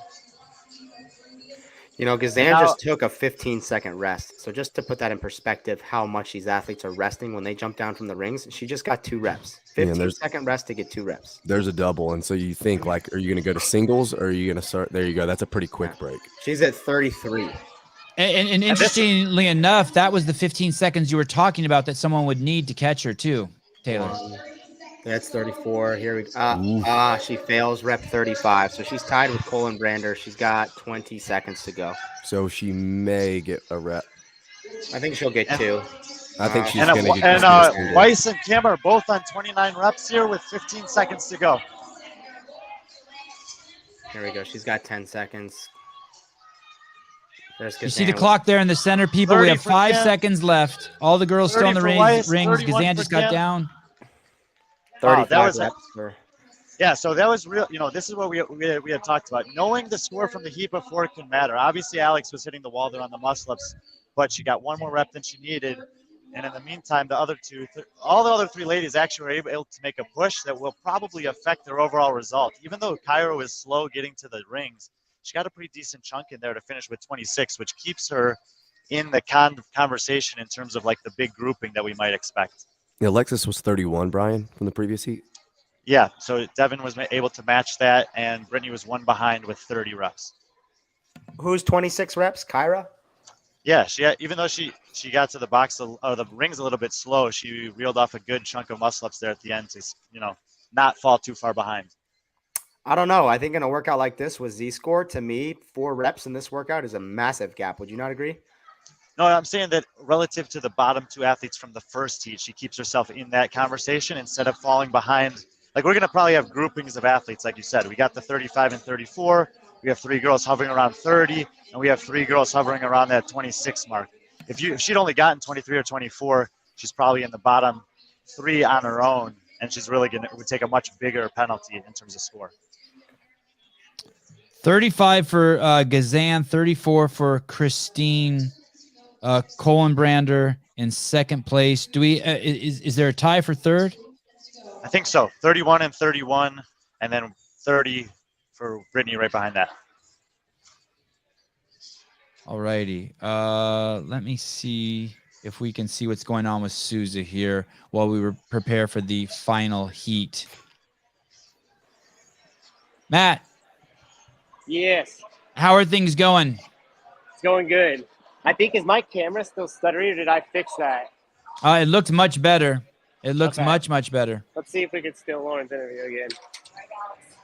In your home gym, just got through the first event of Zelos games. Getting ready for this, how did that one feel? Way worse than I thought. Just muscle ups. But the fight in the box was terrible. Really bad. I heard your coach Kotler say, I think it was after round 1, like it's time to be brave, it's time to hurt a little. What was going through your head when he said that to you? I agree. Like round 2, it's easy to easy to like give up. Like that's round where you can like make separation. What is it like being out there, knowing that this is the gym that you normally work out at, but now we're in the middle of a competition? Is it hard to get in that right mindset? It's weird. It feels good. Like you have familiar faces around. It's nice. You honestly pushed it to your limits. A couple of no reps on the ring muscle ups. I saw you look back at the clock with about 15 seconds left. Was it a risk? Did you know that you could get it? What was going through your head at that point? I needed to get 1 to beat the previous score. I didn't know. I felt like I was a failure. I think my arms are just toast. Have you ever pushed it that hard in ring muscle ups? Yes.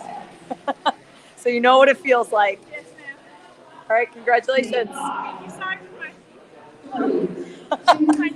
Okay, guys, what you just heard is Lauren Khalil from the Morning Chalk Up interviewing Alex Gazan, who is currently in first place with only 1 heat left. Some of the great information that... Hold on, I got to mute someone's camera. Some of the great information that Lauren was able to get from Gazan. Gazan said it was much worse than she expected. She said that she knew, and Kotler told her, hey, now's time in the workout to push and make separation between you and the other girls. And finally, Lauren asked her, is it weird to compete in your home gym? And she said, yeah. And I never even thought of that. Great question from Lauren. It must be weird. Hey, this is where you train, and now you're going full throttle. And the final heat has started. All right, from front to back here, we have Andrea Nisler in the close lane with the P10 getting off the bike. Then it's Elena Buds. In the blue tank top is Aaliyah Miller. And on the far side of the screen is Sola Sigurdardottir. Based on experience, we would expect the outside lanes here, Sigurdardottir and Nisler, to be the top 2 in this heat, but also compete for the top overall score. The other 2 women are a little bit less well-known at this point, but we'll see if they're able to keep up with some pretty top-notch athletes on the outside lanes. Brian, who did you say was in the next to Aaliyah? Aaliyah and Elena Buds are in the middle 2 lanes. The far lane is Sola Sigurdardottir. Okay. Alina Buds. Is she the one that's in blue? Aaliyah Miller is in blue. And on the far side there, Sola's first to the rings. Nisler's going to be 1 rep behind in the near lane. So Sola's got a 1 rep lead here. And for those of you who don't know, probably the most decorated athlete out there is Andrea Nisler. She competed many years with Rich Froning on the Mayhem team. Probably the most famous athlete out of the bunch in the house today, and probably by many people the favorite to win this entire event this weekend. Correct? Yeah, and I mean, before she was on the Mayhem team, she was competing for years with OC3 Black, and was competitive with Mayhem. So she's been around for a long time. She's done some individual competition. She was a late add to this field, but a great add. It looks like she stayed up for a set of 7 at least on that first set. Wow, Andrea Nisler is back on the rings and looking good. Yes, JR, you're right. 7 reps was her opening set. She, I think, just did a set of 4, so she's at 11. She's checking the clock. 20 seconds. But Aaliyah Miller is already at 10 in the blue tank top. And Elena Buds is now also at 10. So the field is really tightening. All 4 ladies have over 10 reps right now. Brian, are you actually looking at the floor? Yes. Yeah, what a great spot. Your audio is fantastic now. All right, we'll check the scores here, but I think it's 15, 14, 13, 12. Wow. Nisler on 15, Elia Miller on 14, Elena Buds on 13, and Sigurd, her daughter, who is first to the rings, on 12. This is a really good opening round out of this heat compared to the previous 2.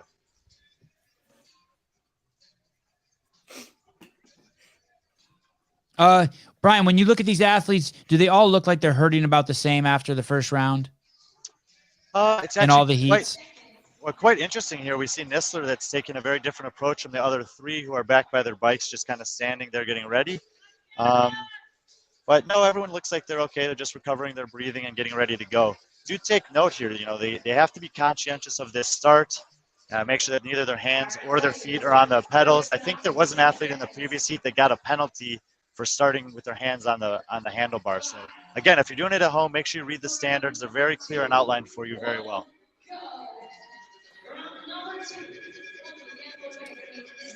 Andrea Nisler in the blue pants closest to us.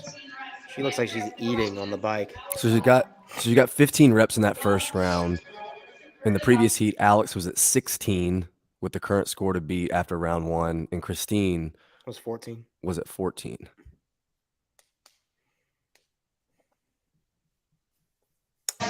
Solo looks the best on the bike to me. She's pretty relaxed. I'm not a fan of Andrea's kind of swimming back and forth on the bike. Just a lot of wasted movement. I wonder who's going to be off first. They look like they're pretty comparable in terms of cadence.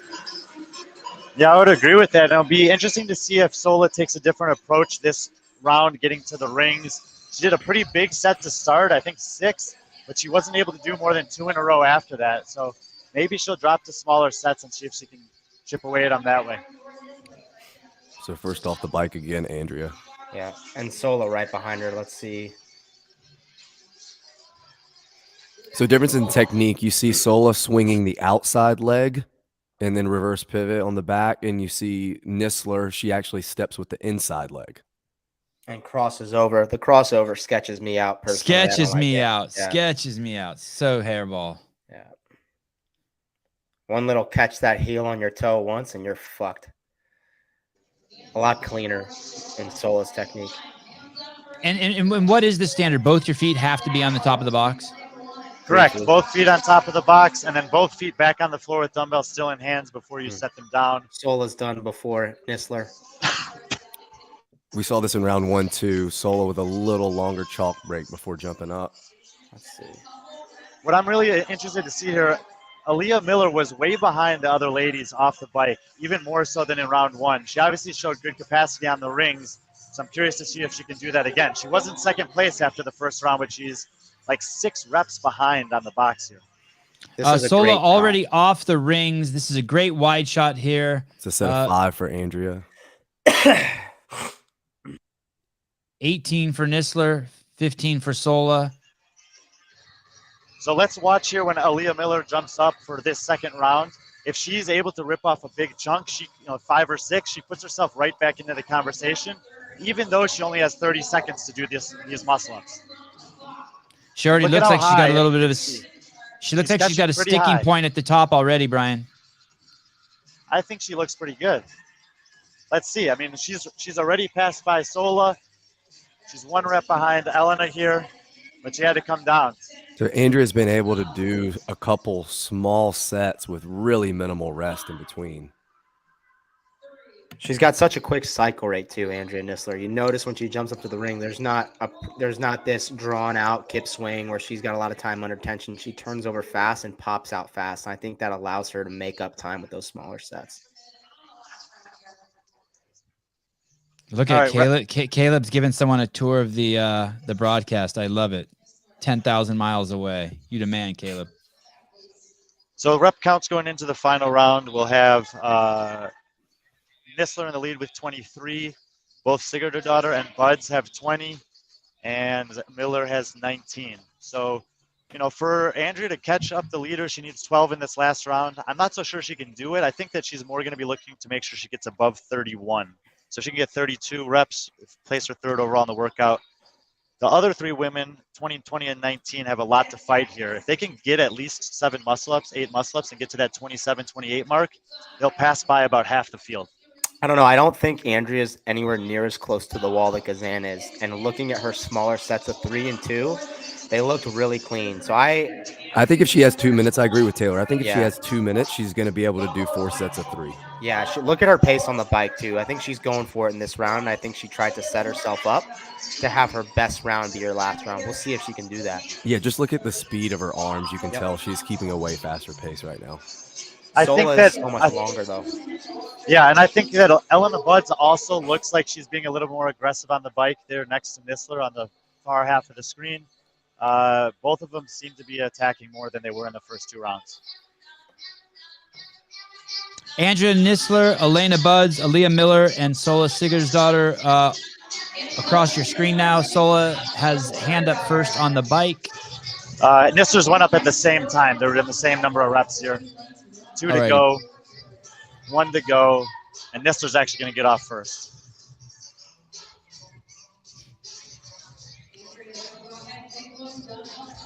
So we saw some people breaking on the box on this last interval in the first couple heats. I wonder if any of these will.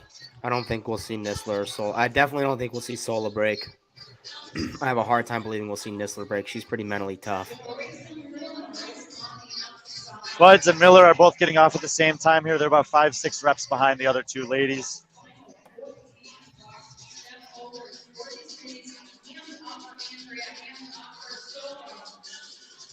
Solo's got great technique on the step over. Yeah, both look really smooth. 2 reps to go for both of them, and they're not going to need any break here. So heading to the rings at the same time, but Nisler has the 3-rep lead heading into this round.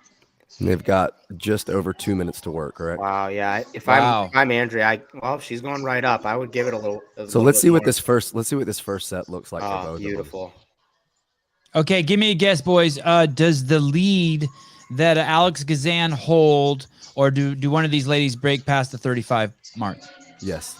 Yeah, I think Andrea Nisler breaks past the 35. She just jumped up for a set of 4, correct? Yeah, it looked like 4. 4, yeah, she's at 27. Sigurdardottir did 3 to start, and Elena Budge is starting her first set right now. I think these ladies, at least in the case of Andrea Nisler, she set herself up really well for this. Look at how smooth those look.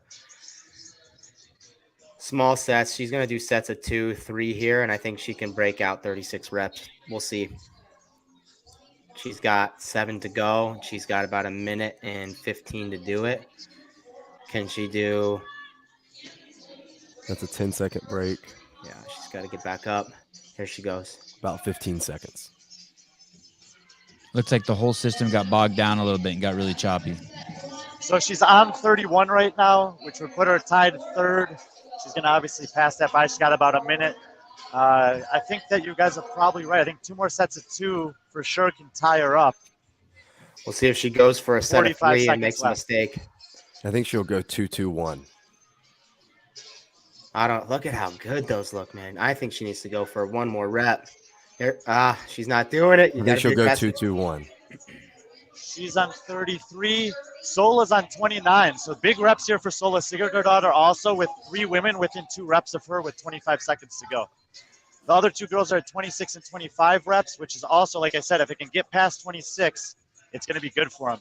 Nisler locks it Okay, out she's got to one more. She's got 35. back 15 up. seconds. She's got to get back 55, up. She get knows one. it. She looks like she's hurting. She's got to commit to it. So Nisler 8 is now seconds. Gotta get up. tied. Nisler is now tied. 5 seconds. One Yep. rep to It's gonna be go. close. 3, 2, 1. Wow, There she it is. gets it. Wow. That All was right, awesome. actually, so Nisler got 36, which will give her the overall win. And Sigurd, her daughter, just barely got in 32 at the buzzer, which passes her by both Alexis Johnson and Devin Kim. Brittany Weiss had 30, so that's a third place finish for Sigurd, her daughter, Fourth. pending any judging changes. Fourth place, excuse me. That's awesome. Wow. Good for her. And she is so much of a longer athlete. To me, I was noticing that when she's in the arch of her muscle up, she just looks so much longer. Her arms look so much closer together because she's such a long athlete. It's pretty impressive for her to take a fourth place in that. So do the top 3 people stand alone? There's no ties in first, second, and third place. It's a 36, 35, and 34. 36, 35, 34, then 32, then 2 31s. Wow. What does that say about the programming? Oh, it was I great. Yeah, I would say that this workout, at least for the women, worked out really well. We got a nice spread, basically from 36 down to 25, and a pretty good distribution across the board. We'll obviously take a look at the scoring later on, but in terms of the overall application of the workout, that was, I think, pretty much what you'd want to see. Were there any challenges given to Hiller? No challenges yet on that workout. He did say there was that one penalty that was assessed. I believe it was to Brittany Weiss for starting on the bike too early, and it's possible that it will affect her muscle up score, but we won't know for sure until he has a chance to go do the reviews. Quick question, Brian, for the challenge, do they have to call that challenge on the field of play before they leave? Yes, before exiting Okay. the field of play, Beautiful. they have to submit it with their judge. Their judge has been directed of how to mark that on the scorecard, and then Andrew will know how to evaluate it after the fact based on what the judge gets from the athlete on the floor. Yep. And he's been out there the entire time, interacting with him between the intervals here. Obviously, this workout lends itself nicely to that, just making sure that everything's as he wants to see it. Oh, I can't unmute Ruth's camera because she's taking control of it. Ruth, you got to. Traditionally, ring muscle ups are my thing, so I need to try and get some time for myself by going hard on the bike, which I don't know why I had my cardio. Doing double at the end. That's shock. Everything's fine. Next question I have: where does the mindset shift going into individual competition? Oh, I really know I was doing this like a week ago. So honestly, I've been just like kind of doing what I want to do in the gym, having fun, jumping with some class workouts. Like this last season's been really like good. Last question, we had 10 seconds left and you had 1 rep to take the event win. What was going through your mind the last 10 seconds? Oh, if you don't get this one ring muscle up, you're just gonna hate yourself for a while. So, I don't know, somehow there's a 50-50 chance that you got it. Yeah, you got it. Well, that's what we got. This is event number 1 winner, Andrea Nisler. Thanks. Good luck. Thank you. Who just did that interview right there? Who did that interview? That's Bella Martin, the floor announcer, the MC. Wow, Bella, great interview with Andrea Nisler. She asked her about the muscle ups, and Andrea Nisler said muscle ups are my thing, so I crushed it. She said, "What's your training like in the off season?" And Andrea Nisler responded, "I'm just having fun. I'm just taking classes. I'm training what I want to train." Thank you, Bella Martin. And then finally, Bella Martin asked her, "What did you think with one muscle up left to win it?" And she said, "I told myself if you don't get this, you're gonna hate yourself." Bam. Great interview. Thank you, Bella Martin. I also think Souza was about to get something maybe with Lauren Khalil doing an interview, and maybe we can bring you that also. Let's see. Souza. Yo. What's up, brother? We got one great post fight interview with Bella Martin and Andrea Nisler. Are you able to piggyback off of Lauren Khalil from the Morning Chalk Up at all? Yeah, I'm trying to find out where she went. She snuck shook away you. from me this time. She dude. shook you. She shook you. Oh my gosh. She shook you. Let me see that clock right there. Let me see that clock. What is that counting down? Shouldn't that be counting down to when the next show starts? That's a great question. That's a great question. Okay. I don't know. Yeah, Lauren shook me. Okay. Please tell Emma and Kendall and Ruth they are absolutely murdering it. I think it was Ruth's camera that maybe went over and tracked down that interview. That was straight savage. Yeah, she did. She did. Yeah, she was quick to the draw there and got right up into it with Bella. So, and I think if that worked, we could probably get her closer and you guys could hear better next time. She was a little gun shy, so she's a little far away. But I think we could bring that shot in tighter, and then I do think you'll be able to hear a little bit better. I don't know if you Okay. guys could Can hear you get that. us into where the judges, what they're talking about? Can you get us that audio in there? Get in there. I believe. Oh, like you told her, like I told everybody, like, you sure they know? Yeah. At least at that point, they're not losing it. They don't buy it. It's not like, what the fuck? It's what you fucking did. She didn't do it, so. But did the 2 second affect her at all? It didn't. That's just a behind the scenes. I would only say so because of the state of mind. Yeah, true. The state of mind, but like we don't know that she got a prep process. Is that Drake with the left pillar? I think you guys are doing great.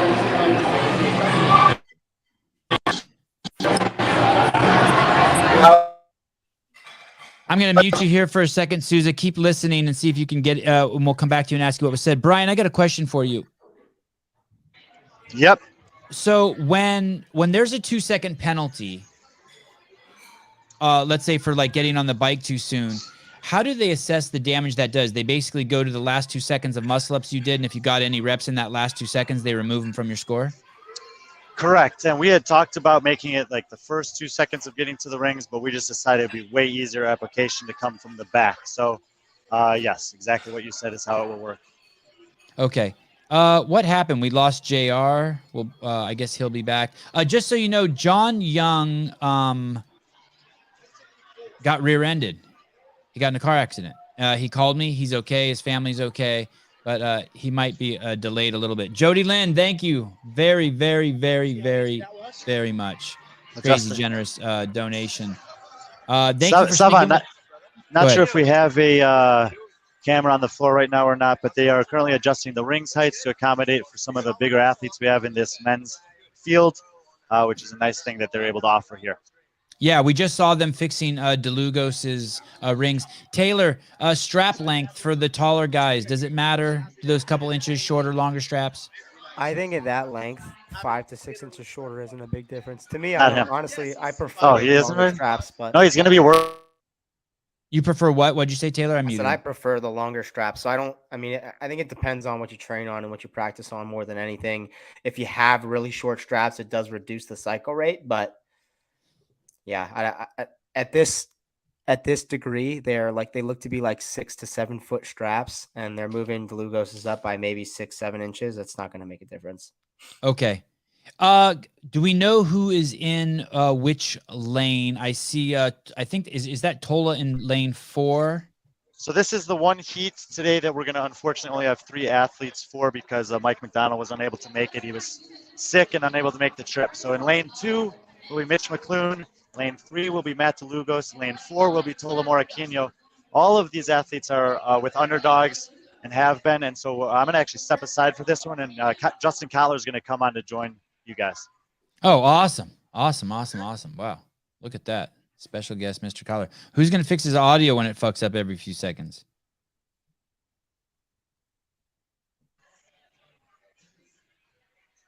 What's up, boys? Justin, what's up, brother? How are you? I'm good, man. How are you? It's been an interesting week. Yeah. You know, one of the reporters there on the ground asked a very interesting question to Alex Kazan. Is it weird competing where you train? And she said, yeah. Is it weird seeing this go on in your in the training facility? Yeah, it's a little strange, but it's cool, man. I mean, they've done a phenomenal job. It looks fucking great, honestly. Oh, you want to say hi? The Lugos, what's up, baby? Justin, what do you think the winning score for men's going to be?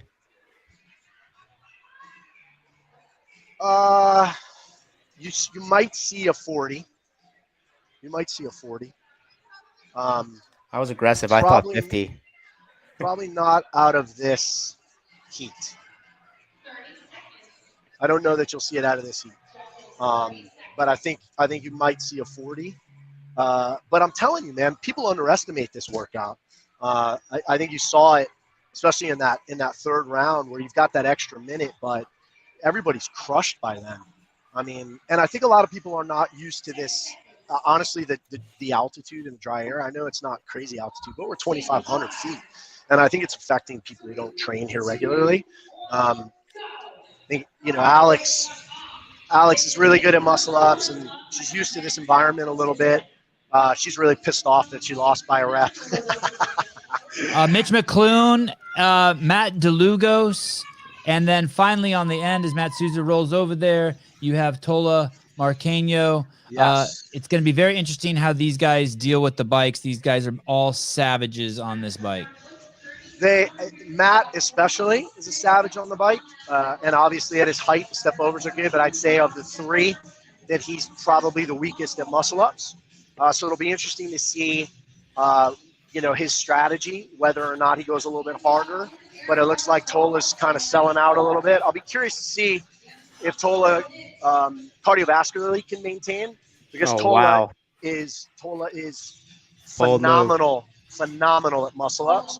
But Tola is also not necessarily known for his cardiovascular endurance. So I'll be curious to see whether or not round 2, round 3 catch up with how aggressive he's being in round 1. And so Justin, just real quick here, Tola got some real feedback right there. That's the first time I've seen this in this event. When he crossed the box, he got too close to the edge and the box started to tip. I don't know if you guys saw that, but that's some real-time feedback. You see that in the games all the time. Very interesting. Sorry, go ahead, JR. I was going to ask Justin, so you said you thought we may see 40, which would only be 4 more reps in the females. So is that kind of your way of saying that you think the calories and the height of the box with the weight of the dumbbells still favors the females a little bit more? A little bit. I think so. I think especially the step overs, without question. But you know, I mean, I listen, JR, I could be wrong, but I feel like you're seeing right now very similar, right, where the guys are getting to the rings similar time. We saw Alex with 16, I think, at the end of round 1, which was obviously the top score. I think it's going to be really tough for somebody to get to 40 unless they get to 30 by round 2. Okay. It's going to be really, really challenging. Matt's technique is by far, I think, better than all the other. He's just so long. It has to be. He has to be. Really clean. Yeah. I mean, I'll tell you the truth. For a guy who's 6'4", he's an absolutely incredible mover. And we've worked so hard on that because he's got no room for error at his size, right? Like, I mean, his cycle time tends to be so much slower than everybody else's. And he won't win this workout, guys, but he will maximize his efficiency. There's no question about it. Great technique. Mitch looked like he stayed up for a pretty big set on that first one. Being that he's so big, Justin, does he have to come in with a really strict strategy? Does he have to make sure he stays super disciplined? Yeah, he can't blow up. He can't blow up on the bike. Oh, wow, they gave him that one. I wonder if they'll give him that. So Tola's at 19. They took him back to 18. They gave him a no rep on that last one. He pressed out as they called time, or they called time and then he pressed out. So he just did an extra rep for nothing. Tough. So that's the biggest first set we've seen now, right? 18? 18, yeah. But that's really not a big difference from Alex Kazan. 16 reps. I mean, it's 2 reps. That's not. Yeah, I'm curious, though. If you look at him, boy, he is sucking wind. So. Mitch McClune did put his dumbbells down to mitigate some of the exhaustion, I think. I don't think he had to, but I think he did put his dumbbells down to sort of get that heartbeat down a little bit. He's 5'5", 5'4", 5'5". Those dumbbell step overs are essentially a nightmare. Like that's a nightmare movement for him. Okay. Yeah, absolutely. He's really, really good at muscle ups. Yeah. But you put the bike and you put those step overs back to back for a guy his size. Very, very challenging. Very, very challenging. It looks like Hiller just said something to Tola. So we touched the bike early, and so you get a 2-second penalty, I think it was. That's what the judges were discussing earlier when we kind of peeked in on them, huddled up. Oh, interesting. So, Justin, I wonder if that's because he's sucking wind and his brain's not, operating right. He knew the rules. He's exhausted already, and it seems like the error you make when you're tired, right? It could be. It could also be an error, like if you're a little bit pissed off about the fact that you just got called for a no rep. on the last rep of the last set. And so you're not thinking about anything other than fuck them, I just got called for a no rep, right? Right. So it can take your attention away from detail. And that's, you know, that's obviously a mistake, and we'll see how it affects him here for the rest of the workout. But if you notice, he came out like a fucking rocket, right? And right now, Matt's cruising, and the judge's hand just went up for Tola. So I'm very curious to see how he's going to be affected the rest of the way. Now, because he got that big lead to start, he may stay ahead, but I'm curious how it'll affect him against the rest of the field the next 2 heats. Because it seems to me like maybe that was a mistake, that first round going out that hot. Right. Absolutely. He looks like he's in the weeds right now, for sure. So Taylor, so basically what Tola does is with 2 seconds left, he stops even trying muscle ups because he knows those last 2 seconds now have been taken away from him. Is that correct? From what I understand, from what Hiller said, he also let off the bike early there. He let off the bike thinking the calorie would tick over. It didn't tick over, and then he had to push back on the bike, and that wasted a couple seconds there too. Taylor, that's a phenomenal point to bring up, because that's something we talk about in training all the time. Is make sure that whatever apparatus you're on, whatever machine you're on, that you are finishing the cal count. Like, you got to make sure you row through it. You got to make sure you pedal through it, because it's such an easy mistake to make, and it can cost you 3 to 5 seconds every time you do it. Ladies and gentlemen, your camera work is fantastic. These angles you're bringing us are insane. Thank you. That was such a nice transition from Matt. He put down the dumbbells, 3, 2, 1, turn, face the rings, jump right up. Let's see if we can find a shot with their scorecards in there. Tola at 22. But I mean, look at the difference, right? He's got 10 seconds left. He went 18, and he's got 5 reps so far. Sheesh. Oh, wow. Oh, wow. So Tola's done now. He shouldn't even get back up, and he knows that. Okay. He got eight total there. Yep. Wow, that's a big. That's quite the gap. I feel like that 26 calories catches up to you in that round of 2 and 3 a little bit more than the 18 for females. So he's gonna have about 2 minutes to get 14 if we're looking at that 40 number. You think that's possible here, Justin, or no? If he I don't think so. If he can get off in 2 minutes. I don't think so, guys. So he got 10 less reps in the second round of muscle ups. Yeah. 50% less, more than 50% less. Mm-hmm. Yes, sir. All right, they're mounting their bikes. Let's see. Hopefully he does not touch his handlebars this time. Mitch McClune furthest from you. Matty DeLugos, as they call him, Matty D, and Tola Marqueño in lane 1. Oh, and just like Justin Kotler predicted, Tola is doing some interesting breathing exercises now. I think we're seeing the effects of that first round, guys. Really, really affecting Tola immensely. I'm curious what's going on with Mitch. Mitch tested this workout the other day and got 31 reps. So I'm a little bit surprised at the fact that he's only at 13. Have you guys? I'm not sure, honestly. I've been kind of watching the battle between Matt and Tola, and I'm not sure. Did Mitch get a ton of no reps? I didn't see. I know that anytime I do a workout more than twice or 3 times in a short period of time, the third time I'm like, fuck this. So I don't know if that's going through his head. Yeah, that makes sense. I don't know. We'll find that. We'll get an answer to that for you. We'll ask Souza after it's over what's going on with McClune and if he got any no reps. Yeah. I'll watch a little bit more of this round too. Matt looks like he's punching the bike a little bit more this round, guys. What does that mean? What does that mean? Hand speed. Going a little harder. Yeah. So I think for him, maybe he's thinking, he's way out. I think he's probably way out in front. I think he thinks maybe get off this, maybe get off. He's already fatigued, right? So get off the bike, get off the box step overs quickly, and then that way he'll give him more time on the muscle ups. He's already fatigued there, so try to give himself as much time as possible on the muscle ups. I would think you probably won't see any sets bigger than 3s from that on this next one. But, honestly, for him, I think if he can get 30 plus for a big guy, it's going to be pretty solid for him. That's an interesting foot technique he has where he just slides that other foot off the side of the box. He kind of skids it. Yeah, it just lets it clip, kind of He's like so a burpee tall. box jump over. Hey, if you guys want to see how ghetto our coverage is, if you look around ringside on the left of the screen there, you can actually see Justin Kotler holding the computer in his hand, leaning over the railing under the G and Go Ruck. We are so boss. That's amazing. I love it. And Justin, thank you so much for coming on. This is great Oh, hearing your dude. perspective. It's our I pleasure. love This it, is man. so It's awesome. a blast. I love it. Love that you guys are here, man. This is so cool. We have I'm more sorry. than we have more than I was- 1,300 live viewers. I mean, this is really, That's awesome. I'm pretty impressed. He's I got 90 wish seconds. all y'all were here. I'm making steaks tonight. You're going to miss out. We are.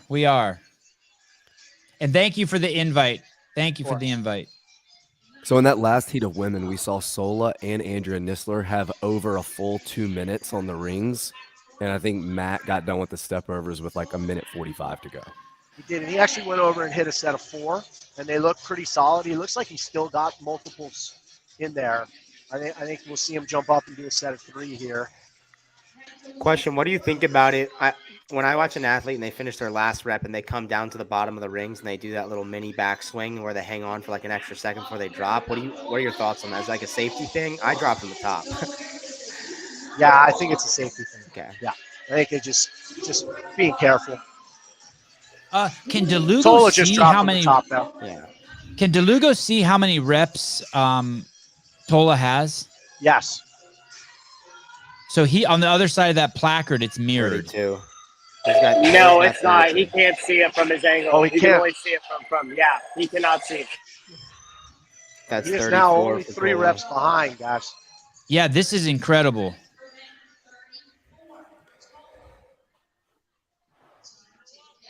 The 20 seconds. They Hey, both gotta so get in up. an ideal world, Justin, if you were at the games, would you be standing behind him there, yelling at him to get up? Hey, you're only 2 reps behind. Savon, in real life, we wouldn't be anywhere near him at the games, bro. Okay, fair. Good point. We're nowhere near our athletes at the games. Oh, that's gonna be a no rep. I don't think they're giving him Yeah, that. that was absolutely a no rep. Wow, Man, I'll he tell you went what. for it. They're close. They were close. Yeah, 35 for Matt, 37 for Tola. I got to be honest with you, that's a pretty big score for Matt, guys. You know, I from where he started, I think strategically he maxed out what he's capable of at that height. I think Tola might have gone a little hot on the first round and it cost him later on, but obviously 37 is a solid number. I still think you might see a 40 in here. So Unmute, Matt. Unmute. Hold on. Stand by, everyone. Unmute, Matt. So we're looking at the other one, right? So Challenging this one, he thinks it's 19 instead of 18. It's right at the end of the time. Of course. Oh, he's gonna challenge. Gonna That challenge. round 1, the last rep on round 1. Yeah, see if he got. I don't think he's gonna get that. Oh, we got 2 cameras there. boys, I'm going to hand you back to Brian. I'll come Thank on you. anytime you want me, guys. All right, it's a pleasure. You're the man. Thank you, Justin. Thanks, man. Of course.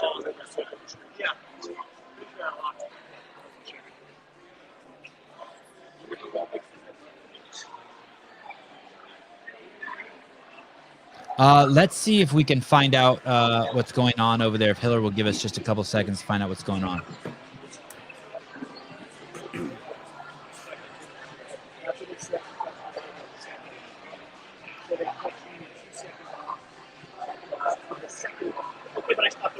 Yes, so we're fine. But on the first round,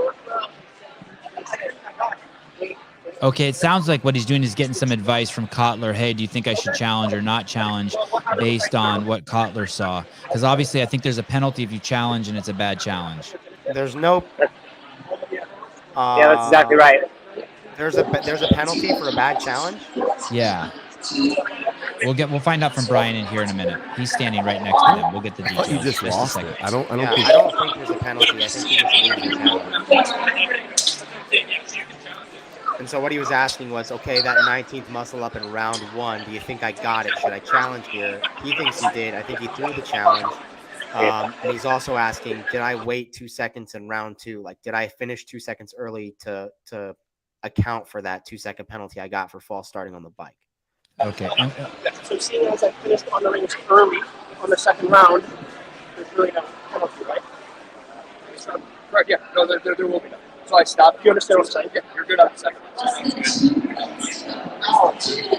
Okay, that's just what we talked about. He stopped with 3 seconds left. I was under. Like you said, you're gonna take 2 reps on my own. No. I stopped. I think we're done. That's exactly what Can we? Okay, Hiller's got shit to do, but I want to know if that challenge, if he throws it and if it's a bad challenge, we get a penalty. I want you guys to know something here really quick before we push forward here, just for a second. Oh,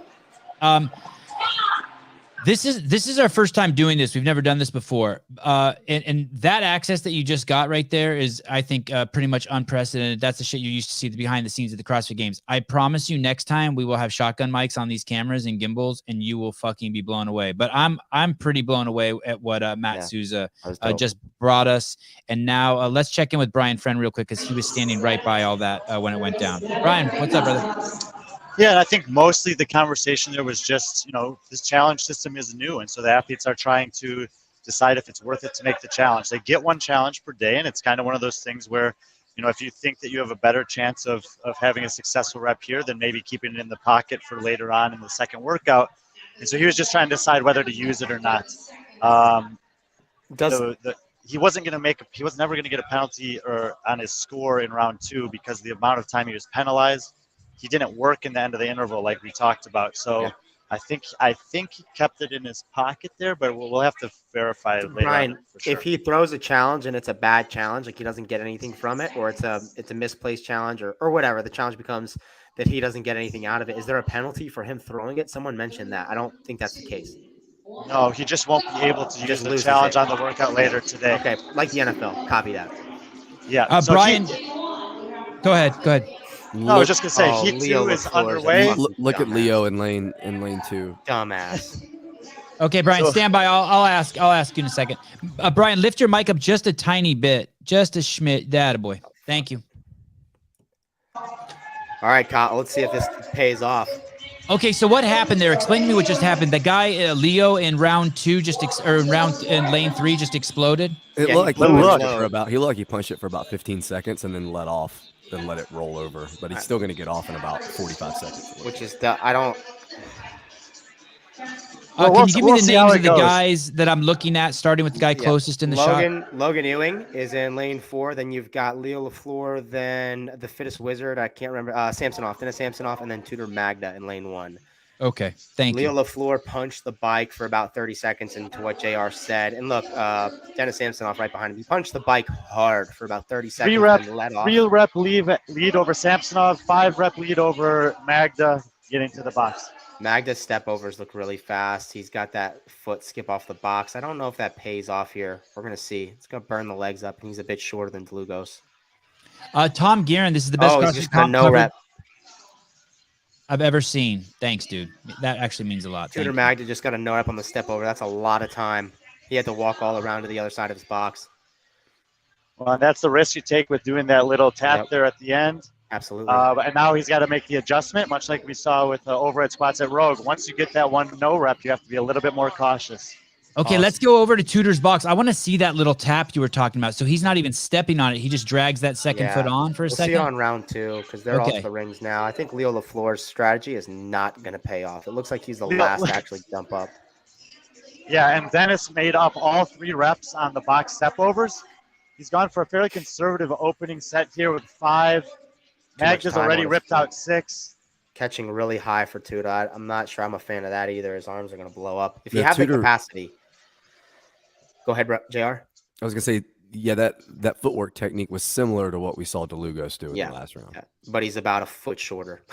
Maybe not a This will be an interesting test here for Magda.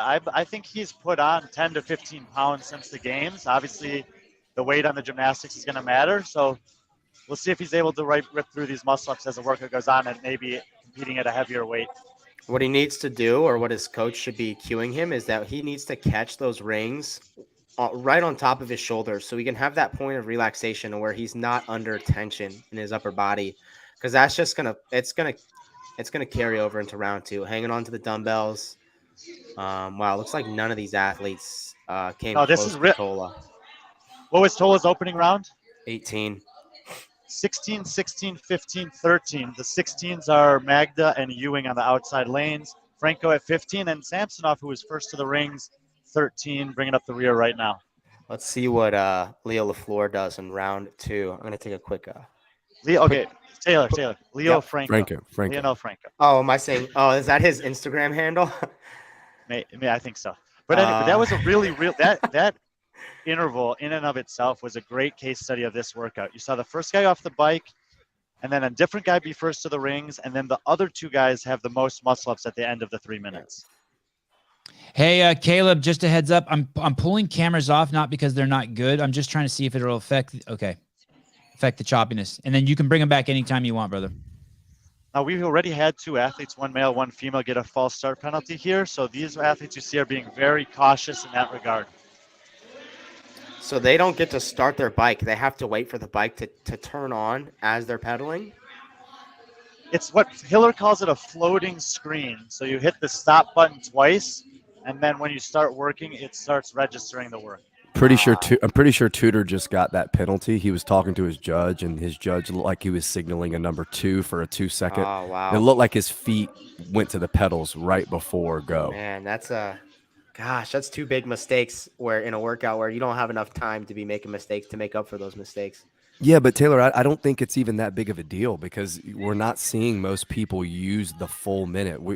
All he has to do is stop 2 seconds before the interval's over. I just think those are a couple mistakes that are compounding on one another. You get a no rep on the box, you get a false start on the bike. I mean, what's next? To me, you make a couple mistakes like that, and we'll see. Yeah, the other thing is how does it affect you mentally? You might just be feeling good going into this interval, and then your judge says something to you and just pisses you off. You have to be able to block that out and just keep pushing forward and definitely not make that mistake in the last round, because in the last round, people are using the seconds right up to the last. Samson off to the box first. And we talked at the games that apparently Tudor had a couple big explosions after some workouts. So at least in the past, we've known him to have a bit of a temper. We'll see how he plays out here. Oh, yeah. I hope we get to see some of that. Yeah. Okay, so let's check out this tap that you guys were talking about. Tell me what Tudor's doing here. He's just sliding the bottom of his foot off the edge of the box. And the risk with that is you're going to get tired. You're going to miss. And he's probably going to get another no rep here. We'll see. I'm not wishing that on him, but it's just not, to me, a strategy that really pays off when you're under fatigue like this and you're getting lactic acid in your legs. And is he doing that for speed? Yeah. But the other thing you have to think about there is you increase so much muscular Samsonov effort. to the rings first again. Wow. So much more effort on one leg when you're doing your reps like that. So with Samsonov getting to the rings earlier, he's already ripped off 3 and now 4 reps before anyone else, which puts him past everyone else in terms of total rep count. But I'm really curious to see Logan Ewing on this set of muscle-ups. He came from behind to tie for the lead going into this interval, and he looks very composed so far on both the bike and the step overs in this round. He only has 40 seconds here, but he seems like he's controlling his breathing and overall pacing this workout better than the other 3 athletes in this heat. He's got a good head on his shoulders, too. He's still going. He's going to rep 20, 21. Can you guys explain this to me? Why are box step overs harder for people with penises? Well, because the females get a shorter box and lighter dumbbells. Yeah. Okay. So it has nothing. Okay. Well, your dick actually hits the top of the box from time to time, and that may slow you down. Just drags as an anchor. So here we see Magda, and he did not end up doing any Wow. work in the last 3 seconds of that minute. So even if he gets a false start penalty, it shouldn't affect it. 25 Overall for here, Logan. Ewing exactly as expected. Very composed and steady the first 2 implements, passes everyone on the muscle-ups, puts himself in a good position going into the last round. Tudor's 2 reps back at 23, and the other 2 guys have 21. Who's leading this event? Is it Tola Martino had 36? Yes, Tola had 37. Matt Lugos had 35. They gave him that last rep, Tola? No, he would have 38 if he wins this challenge, if he threw the challenge. I think Logan will be the leader after this last interval, heading into the last heat. And Leo Franco, what happened to where is he at rep wise? Also 21, same as Samsonov. I don't think he really should not have sprinted that first bike. I just don't get why you do something like that. That's the sign of a kid who probably needs some coaching in the terms of how to pace a workout. I mean, he's got a similar replacement at Granite Games this year that you had the year before. Both of you have shown some opportunities to improve in that regard. And here he goes again. I mean, this is obviously not learning from the first round. Yeah, it's just what are you doing? He backs off right away. But why would you spike the heart rate that much? It just doesn't pay off. You're much, anytime you're doing and something. Look at Logan Ewing next to him. Very smooth. This is the guy who's leading the heat and probably going to win this heat at least. And look how composed he looks. This is the approach you want to have in a workout like this. If you ever hear Chris Hinshaw talk about aerobic work, anytime you're spiking the heart rate to start, you're going to have a worse outcome than if you build your heart rate and you build your intensity across the set. And that's the exact opposite of what Leo Franco's doing. And it's the exact thing that Logan Ewing is doing. So when you start easier and you build into the bike, rather than spiking it to start and falling off, you're always going to have a better outcome. And that is something that not even, I would say, a mature competitor should know, but any competitor should know that. That should be common knowledge. It's common sense. Yeah, I think Logan's got 15 in 2 minutes in the bag. Me too. I agree. I think he's probably got more than that. I think we'll see Logan get to 40. What's up with Samsonov's technique? He's got him, and he's so low on the bike. You see Samsonov's a bit of a taller athlete. His bike looks really short. You'll notice at the bottom of the stroke, his knees are still super flexed. I think that's another sign of him not getting as much efficiency out of the bike as he could. And he's breathing very heavily, leaning over the box there. And once again, we still see Logan Ewing is just managing heart rate control so well in this workout. Even though he appears to be well behind, expect him to have definitely the best capacity once the rings come around. Yeah, Dennis looks like it's the third round already for him. It is the third round. It is the third round. Oh, okay, good. I don't know that Logan's going to have 2 minutes to do muscle ups, but I think he's got 15 and 90 seconds. I really do. I think he's going to go out for a big set. Look how low he keeps the dumbbells to the box. It almost bends his arms at the bottom. Can you give me who the athletes are starting from left to right from this angle, please? Tudor Magda on the far left lane, Dennis Samsonov lane 2, Leonel Franco lane 3, and then Logan Ewing lane 4, actually taking a break on the dumbbells. Wow. Wow, I'm not sure about that. But none of the other guys, he's only got 4 reps to go, 3 reps now. None of the other guys have done a muscle up yet. There's still 90 seconds left in this workout. Here's Magda. So he may just be saving the grip for that big set that Taylor was talking about. Okay, here we go. He's watching his competitors a lot. He's got his eyes on the other athletes. He needs to jump up for a massive set here if he wants to get to 40. They look pretty clean. The scores on the board are really tightening up. As we speak, it's 26, 26, 26, 25. But like he said, Logan is fresh coming into this set and has the opportunity to separate right here. What you like to see, or what I would like to see out of someone like Logan on these muscle ups, is he just needs to pull his knees a little more aggressively to his chest to kip that dip. It really looks like the only sticking point in his muscle ups is he's getting a little slow out of the dip, and he could just utilize a bit more of a kip. Like you watch Leonel Franco pulls his knees up pretty aggressively, and he's got a smooth dip out. That's what you want to see. It almost looks like Logan Ewing has got a bit of a strict dip. 40 seconds left. He's got 32 reps or 33 reps. He's need to get 7. 33. Tudor is at 32 now. Franco's at 30. Samsonov at 29. Tudor's going for it. He's at 34. Ewing's at 35. Now 36 with that lockout. He's got 15 seconds. He'll get a set of 2 at the end. He's going to go for Magda 38. back on the rings. 10 He's got to seconds get up. to go. 10 seconds. I don't Franco know if he's got is at 34. 1. He needs to get one more. 38. 38, Wow. 37, 36, 33. Very competitive heat in the end. And Ewing has the lead here with 1 rep over Magda and Morikino. I stand by. I think 50 is possible. Maybe not out of this field. Jared Graybeal is standing over my shoulder telling me that you're crazy for predicting that.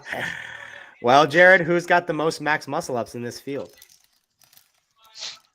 It might be possible for someone. I don't know if it's possible for someone in this field. No, I agree. It may not be possible for someone in this field, but I know 50 is possible without a doubt. Did Tudor stop early because he had a penalty, or he was just done? Because he had a couple seconds left on the clock when he was done. Okay. Yeah, I think he was done, and I actually think that the charge he made in the last round was pretty good there. But you go back to what Taylor was talking about early on. If you look at the final results, he's 1 rep behind Ewing. That 1 no reps on the box in the early rounds could be the muscle up Huge. that he needs to match it. Huge. He had to walk around the box. That's 4 seconds. All right, bathroom break. You're in the same position that everybody has been in when they get done with that workout. What is your body feeling like right now? Horrible. I thought it'd be more lungs and legs, but it's a low grip. Like during it, you feel a lot in your core. Legs and splits. As soon as you finish, all the lactic acid hits you in the arms. It hurts. What were you thinking after round 1? Did you know that it was going to be this bad? Yeah. My rings felt kind of like a little bit slick, so it's like my best round was going to be my first round. So I just held on. I think I did 11, which is more than I anticipated doing, but then I kind of just held on. When Bella said I was ahead, I was kind of surprised. I thought I was going to time like everybody, but then after round 2, she said I was still helping. So I got to go, but I kind of knew my muscles were. This is Logan being interviewed by Lauren Khalil, the Morning Chalk Up. I thought, so I kind of let everybody go out. That's right. Was that strategic? Yes. It was strategic so I could do bigger sets on the muscle ups. But if it would have been like a set number, like 10 muscle ups, I would have had to go faster. But since it's just max reps, I was like, everybody's going to get there before me, try to get ahead of me, and they're going to hurt themselves trying to do that. So just trying to stay with me. Going into it, did you know that 38 was that number that you needed to hold? No, I didn't know until I was at 35 and I heard her say it. And I was like, I looked at the clock and I was like, oh, I can definitely get to that number. And then it was a lot harder to get to that number than I thought it would be. I thought I was like, oh, I'm going to get at least 40. He heard the live commentator. No, it didn't happen Oh, today. hard. I wasn't going to fail a rep. That was my goal. Fail a rep. What has the training been like leading up to this workout? Just the same thing it always is in Cookville, just working hard. And luckily I've been training a lot with like Luke, and he's like my older brother, so he's been pushing me a lot. And it's paying off right now. Awesome. Thank you so much. Congratulations. Who's like his older brother? Who's like his older brother? I can't hear JR. Who's like his older brother? Luke Parker. Luke. Okay. And who? What's Logan's last name? Ewing. Logan Ewing. Great interview by Lauren Khalil, the Morning Chalk Up. When Logan Ewing jumped on the rings, he said that they felt slick. I think if I heard him correctly, he said that he wasn't planning on doing a set as big as 11, but that's what he came out with.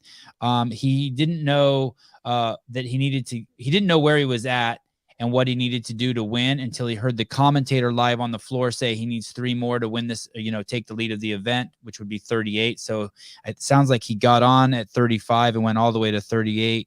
And he said also to Lauren, there was no way I was going to fail a rep. That was one of his goals, to make sure he didn't fail a rep. And so here we are is this the final heat of men? No, it's 2 more heats, correct? 2 more heats. Okay. But he is in the lead now, right? And No, this is it. This is the last heat. This is Yeah, it. This is it. the last heat. 3? 4-4-4. Yeah. Well, Yep. one heat had 3. But. I just want to throw in one more thing regarding something Justin Kotler said earlier about Matty DeLugos, about this being a really difficult event for him. And you see that he paced it, I guess you could say, perfectly. The current leader has 38, and Matty DeLugos has 35. Who's on the Saban. bike next to Sprague? Yeah, go ahead, Brian. Update from Hiller. Tudor did not get a penalty for a false start in that round. Tola did challenge, and the challenges will be reviewed after this heat, which so far that's the only challenge, but all the challenges will be reviewed at that point. So Tola's score is still pending for this workout. You guys are staring at James Sprague. Do you get 1 challenge per day, Brian? Correct. Okay. On this heat. Oh my God! Here we go. living up to his reputation. Okay, who is that? So.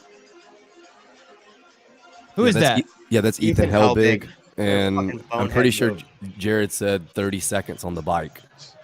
So this is the guy that we saw the other day do the 100 Why? calories in a minute. That was 22 seconds for 26 calories. And If he wins this event, I'll fucking kiss my own ass. you know what, Taylor? We'll fly the pig out there from the ranch to help you do that. Hey, I love this guy already. He's paying for it now. Look at his. Second to the box is going to be there behind him, Pete Mason, who's in lane 1. And then the other 2 athletes in this heat are James Sprague. He's the other guy with no shirt on, still on the bike. And Jack Rosema, who's in lane 4 with the blue T-shirt, heading to the box right now. Brian, I know you just did it. Give it to me one more time looking at this screen from left to right. You started with Pete Mason. Pete Mason on the left, Ethan Helbig in the green He's got pants, 2 James minutes. Sprague working on the box stepovers, and the far right is Jack Rosema. He's Thank wasting you. all of his time he made up on the bike. So There he we was go. done. He was done with his last step over when 104. James picked up the dumbbells. All right. So he rested 16 seconds before jumping up to the rings. Let's count his first set. It better be fucking massive. Easy, Taylor. Easy. Don't hate. Don't hate. 3-rep lead over Mason going to the rings. Remember that time that lady freaked out at Chase Ingram for being hard on the athletes? She would 6 kill reps me. and he's coming down. And at this point, Sprague is just heading to the rings, as is Rosema. Yeah. So like Taylor said, Sprague was 12 reps behind getting to the box, 6 reps behind getting to the rings, and he's already chipping into that lead. Watch James in his backswing. So tight. Watch how he makes up for his long levers. You need a tight backswing. A tight backswing is really what minimizes your time under tension and your cycle rate in the muscle up. Not a lot of athletes know that. You'll also notice seasoned athletes and people who are pretty smart on the rings, they don't jump up and do this big flop around to initiate a kip swing. They jump up, go into a really tight arch, and then begin their first rep. I think James does that. That was like a 6-second break for James. Such And a we are, short break. with 30 seconds to go, we're seeing what's happened on most of these heats so far, which is all the scores on the muscle-ups are tightening up. Right now, all 4 athletes have 10 or 11 reps. I think that Mason has just gone to 12 and now 13. He's in the lead. James will probably end up at 15. God, James is a big man. We'll see. There's 10 seconds to go. This is rep number 13 for James right now. James is doing really well. He passed up everybody in that heat, or is Pistol Mason? No, Pete? Mason 16, Sprague and Rosema 15, Helbig 12. Wow. So, what do you know? The being first off the bike does not pay off. But you get the camera time. I guess if that's what you're looking for. So very tight here, 16, 15, 15, 12. And it's in particular with Mason compared to the other 2 guys. He had a pretty substantial lead off the bike, and they were obviously able to chip into that. They're only 1 rep back. I'm curious to see if he'll do that again and try to stay ahead, or if he'll maybe back off the pace and come to the rings at a more similar time to James and Jack. Looks like we're getting into round 2 here. Brian, if you win your challenge, do you get that challenge back? Or it's just Nope, expended? 1 per day, either way. Yep. Okay, copy that. Hey, you think Ethan's going big to start this one too? Yeah, I bet he does. Fuck it. He made his bed, lie in it. Come on, brother. Oh, man. Come on. You're looking at Ethan Helbig. By the way, what we were referencing earlier is there is on record that Ethan Helbig got 100 calories in 1 minute. That's insane. On an Echo bike, which is absolutely insane. I mean, just to put that in perspective, he did 26 in 22 seconds. He basically has to maintain that pace for the entire minute. If you even exceed that pace, so what we just saw from him, he has more power than that. Well, and what you also notice is if you hold a pace like that, the calories, it almost becomes exponential. The calories compound and how fast. Especially on the assault bike compared to the Echo bike. Especially on the assault bike. But he is a big guy. I mean, he's like, I heard him say one time he was walking around at like 240. I made the comment the other day about 250, but he's a big dude. Pete Mason, Mason, big guys, go ahead, Brian. Pete Mason is not doing what I thought he was going to do. He's actually going to be the first one off the bike with a 5-calorie lead over Rosema and Sprague, who are currently 1 muscle up behind him. I think Sprague's playing this really, really smart. It sure looks that way. He looks like his breathing is very much under control, deliberate in his movements, and he's straight into the box step-up. Pete Mason currently in first place with 16 points. Ethan Helbig with 12. James Sprague with 15. And Jack Rosema with 15. And this is the final round, right? No. No. One round. more. Okay. And already James is chipping away at Mason's lead on these box step overs. James is clearly the best in this field, in this heat at these step overs. It's using the advantage of the long legs. He's 1 rep behind Pete. and he was 5 calories behind getting Wow. to the box. Let's watch his. He Watch looks his like he's gonna get transition. right up. Yeah. Quick chalk break. I bet he gets up to the rings first. Yeah. The current leader in this event is has 38 reps. That's Logan Ewing, correct? Logan 37 currently for Tola, but he has challenged, and that's pending a review that will take place after this heat, actually. So if he wins Wow. the challenge, it'll take him to 38, Brian? Yep. Well, Yes. the thing is about the challenges is once you challenge, you expose yourself to not just getting credit for the rep or reps you're challenging, but also potentially to additional no reps. So there is a little bit of risk in that regard, and we'll be able to talk about it more clearly after it happens. Right Okay. now we got 20 seconds to go and 21 reps for Sprague before starting this set. Also 21 for Mason before starting the set, and Rosamo at 20 jumping up for probably his final set. James are faster and they Yeah. look easier. Man, they look beat. good. Yeah, but he comes down with Oh. 7 seconds to go there. Hate that. He does have the lead, though, 25 reps, 24 reps for Mason, 23 for Rosama, and 15 for Helbig, who only managed 3 muscle-ups in that interval. So I think James ends up winning this workout, right, Taylor? Yeah, I think he's a little bit fitter than Logan, especially aerobically, and I think that's what it's looking like is going to pay off for him in this last round. I think he's probably going to push the pace a bit in this final round, and I definitely think he's got 15 muscle ups. I think that's the other thing. I think if an athlete like James Sprague can get to 40, again, not in this field, but 50 is without a doubt possible for several athletes. Dominic Z. Brian is an excellent commentator. Just looking at the athletes out here, again, it looks like Sprague's heart rate is very much under control. Seeing Rosama and Mason breathing a little bit more heavily. Sometimes athletes do that on purpose, but I'm with these guys. I think that James still has some stuff in the tank to potentially take not just this heat win, but the overall event win. I don't think he's hurting as bad as the other athletes.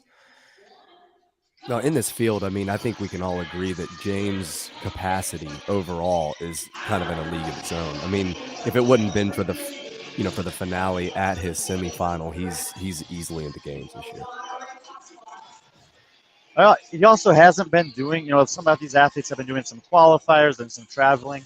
He's told me that he's had pretty consistent training and he's feeling really good coming into this weekend. And like I kind of expected, he has showed up here to try to win this live of competition. So Dallin Pepper in the chat. Dallin Pepper in the chat. He says James is not even trying on the bike right now. I agree. He's not. Well, you know what this reminds me of, honestly, is what Roman said at the Rogue Invitational, where his recovery or just cruising pace is that, a strong effort or working pace for some of the other athletes. Especially you have a guy like Rosama on on the other side of the lane from him. He's got probably a 7 or 8 inch advantage height-wise, which is, comes into play on a bike. What do you think the best score we see on the qualifier on this workout is? I do think that there's a potential for someone to in the men's field to push into the upper 40s on this workout. I don't know that I have the confidence of seeing a 50 score from anyone. I think. But again, I the best athletes in the world are probably may not be doing this competition. So of the participants, I think upper 40s. James Sprague look good here. James Sprague looks good here. Looks fast. Yeah, great. And again, we saw this with some of the women, particularly Alex Kazan. Wasn't first off the bike in round 1 in her heat. Wasn't first off the bike in round 2 in her heat. But at a comfortable pace was first off the bike in round 3. Wasted no time picking up the dumbbells. He's almost done with these. And I mean, he looks like he's set up for a really good closing 2 minutes. I wonder what someone like Pat gets on a workout like this. Did Sprague move to the rings? Yes. He's jumping up with 2 minutes and with 1 minute and 50 seconds to go. He only took about 10 seconds to chalk up and get up there. And I mean, these first couple muscle ups honestly look exactly like the first muscle ups did in round 1. Guys, you are looking on the left at Pete Mason in round 1, then Ethan Helbig in round 2, then James Sprague, who is the only one on the rings in lane 3, and in lane 4, Jack Rosama. And on the outside lanes, Rosama is 1 rep behind Mason starting. He's up on the rigs early here. So if he's able to chip away and pass Mason in this last round, that would be a good start for Rosama in the competition. Sprague's into his second set here. We still have over a minute left, and he's already got 33 muscle-ups on the board. Was he the prediction we were giving to win this for the men? Yes. He was someone that we said might do well. We were also looking at potentially Tola and Tudor Magda, both of whom are currently in a tie for second overall in the workout. How is a big man winning a muscle-up competition? How is James Sprague winning a muscle-up competition? Makes no sense to me. Good technique on the rings and a greater capacity on the bike and the step overs. Yeah, I mean, I think movements. it's a really well balanced program workout. The other two movements really matter, especially when you compound them with the grip element. And I mean, James is the fittest one here. I'm not surprised he's doing well. And we have James here. James is talking to his team. They're telling him that he needs to get 3 muscle-ups here to win the workout. And so he's not really factoring in the potential of getting an extra rep with the maybe benefit that Z-Sword could elicit. He's really focused on just making sure he gets the win here. And if he can hit this last rep and lock it out, he has to lock it out. And that will give him 39 reps and should take the win on this opening event. Let's go!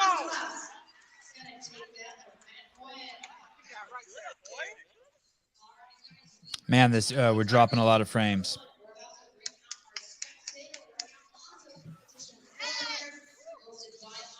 Oh, what you guys missed there? James came over to his team right away. They were all celebrating, congratulatory, and honestly, he looks very composed even at the end of this workout. What did he get? Did he get 39? 39. Mason ended with 33. Rosema was either at 34 or 35. We'll have to check on that. And Helbig had 20.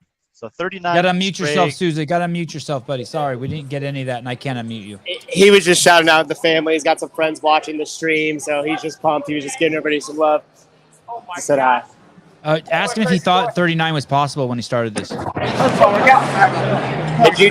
James, you think 39 muscle-ups was possible when you saw this workout? I did. I tried it out. A couple different versions of it. Just played around and, played my game the whole time. I was the last off the bike a couple times. You just can't let that get to your head. Dallin Pepper said that he wasn't even trying on the bike. Thank you, bro. Dallin Pepper said you weren't even trying on the bike. Oh, bro. It was nice to recover. Dallin is probably going to do some smash me back at the Brew HQ, so he can talk about what he wants. Ask him what he thinks is possible for men on the ring muscle-ups. Short straps, I'd say 45. Wow. 45 is possible. If you're a good biker, I think Dallin's the guy to do it, to be honest. He's a good biker, great muscle-ups. Best probably guy to win that workout right there. It's still early in the day, James, but how do you like this event? How are you having, what's your time like here at Zelos Games? This one was awesome. The next one's a barbell. I've been working really hard at it, and that's back in Florida, so it'll be good to show what I work hard at. Okay, you look more handsome than ever, buddy. The close-ups are doing you justice. You're a great dude. What do you say? He said you look more handsome than ever. Oh, baby. So say this is for Savon. This is for you. Thank you, guys. Thanks, brother. Appreciate it. Did you guys hear some of that? He was leaned in close so he could hear audio you was great there, buddy. Audio was great. And he can hear you, so that worked out well. Who has the worst breath of all? I can't ever remember once smelling anyone's breath ever. So probably it was my breath. We should ask the athletes. Oh my goodness. Okay, thank you, Souza. Get some sponsor shots. Let me see if we can get some mute Susie. Where's that audio coming from? Is that Brian's mic? Okay, Brian. Yeah. Were you just over there talking to talking with both Tola Morquinho and Logan Ewing, who after the pending the review from Tola would be in second and a tie for third on this workout. And they were, Tola was just confirmed that he did challenge, so they're waiting the review. And he was also just kind of, a lot of the athletes said this, even Christine Kohlenbrander I spoke to earlier while Kotler was on the phone. And it was somewhat random how the basically first time trying it out. Give me 1 second, Brian. Sorry. Brian, hold that thought. 1 second. Sorry. So close to 40. Oh, right there. For sure. For sure. Every rep matters with the Z-score, too. I mean, every rep you get, you take away points from other people. So just have that in my mind. Like, hey, it's not just about winning. It's about winning by a lot now. What is the momentum going into the rest of today, rest of the weekend? Man, I got all my favorite people here cheering me on. Great coach. Just got my girlfriend here. I don't get to see very often because we're long distance. So just happy to be here doing what I love to do around people I love. Awesome. Thanks, James. Yeah, thank you. Appreciate it. Woo! Good Yeah, stuff. man. Thank Let's you. go. Thank you so much. Incredible audio. Good job. Thank you, Lauren, for the interview. Was that your camera? Whose camera is that? That had incredible audio. We heard everything. Okay, Brian, sorry to interrupt. What's up, brother? Do you remember where we were? Yeah, no, that was definitely worth it. Great to hear from James there. And like we've been talking about, you know, it's important to him to have his support team that he does have here this weekend. But then it was also just talking with Logan Ewing, who's over my shoulder here. And he said he thought about messaging us and telling us not to sleep on him in this workout, but he figured he'd just show us instead. And he was really conscious of Tudor, even though he was across the floor from him. And going into the last round, he knew he had a 2-rep lead, and he just basically wanted to make sure to stay 1 rep ahead of him, which is exactly what he was able to do. So when will we know the final results? Is it like any minute now?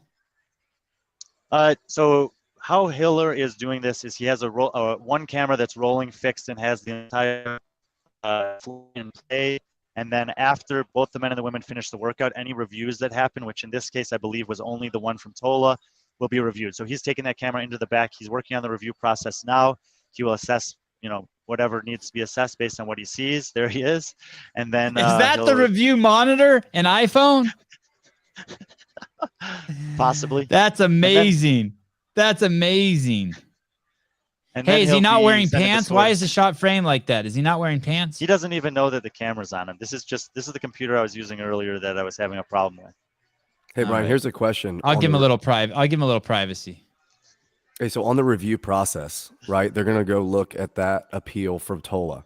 How far back does Hiller get to watch the other reps? If there's only 1 rep in question, why wouldn't he just watch that 10 seconds? Why does he get to retroactively possibly take muscle ups away?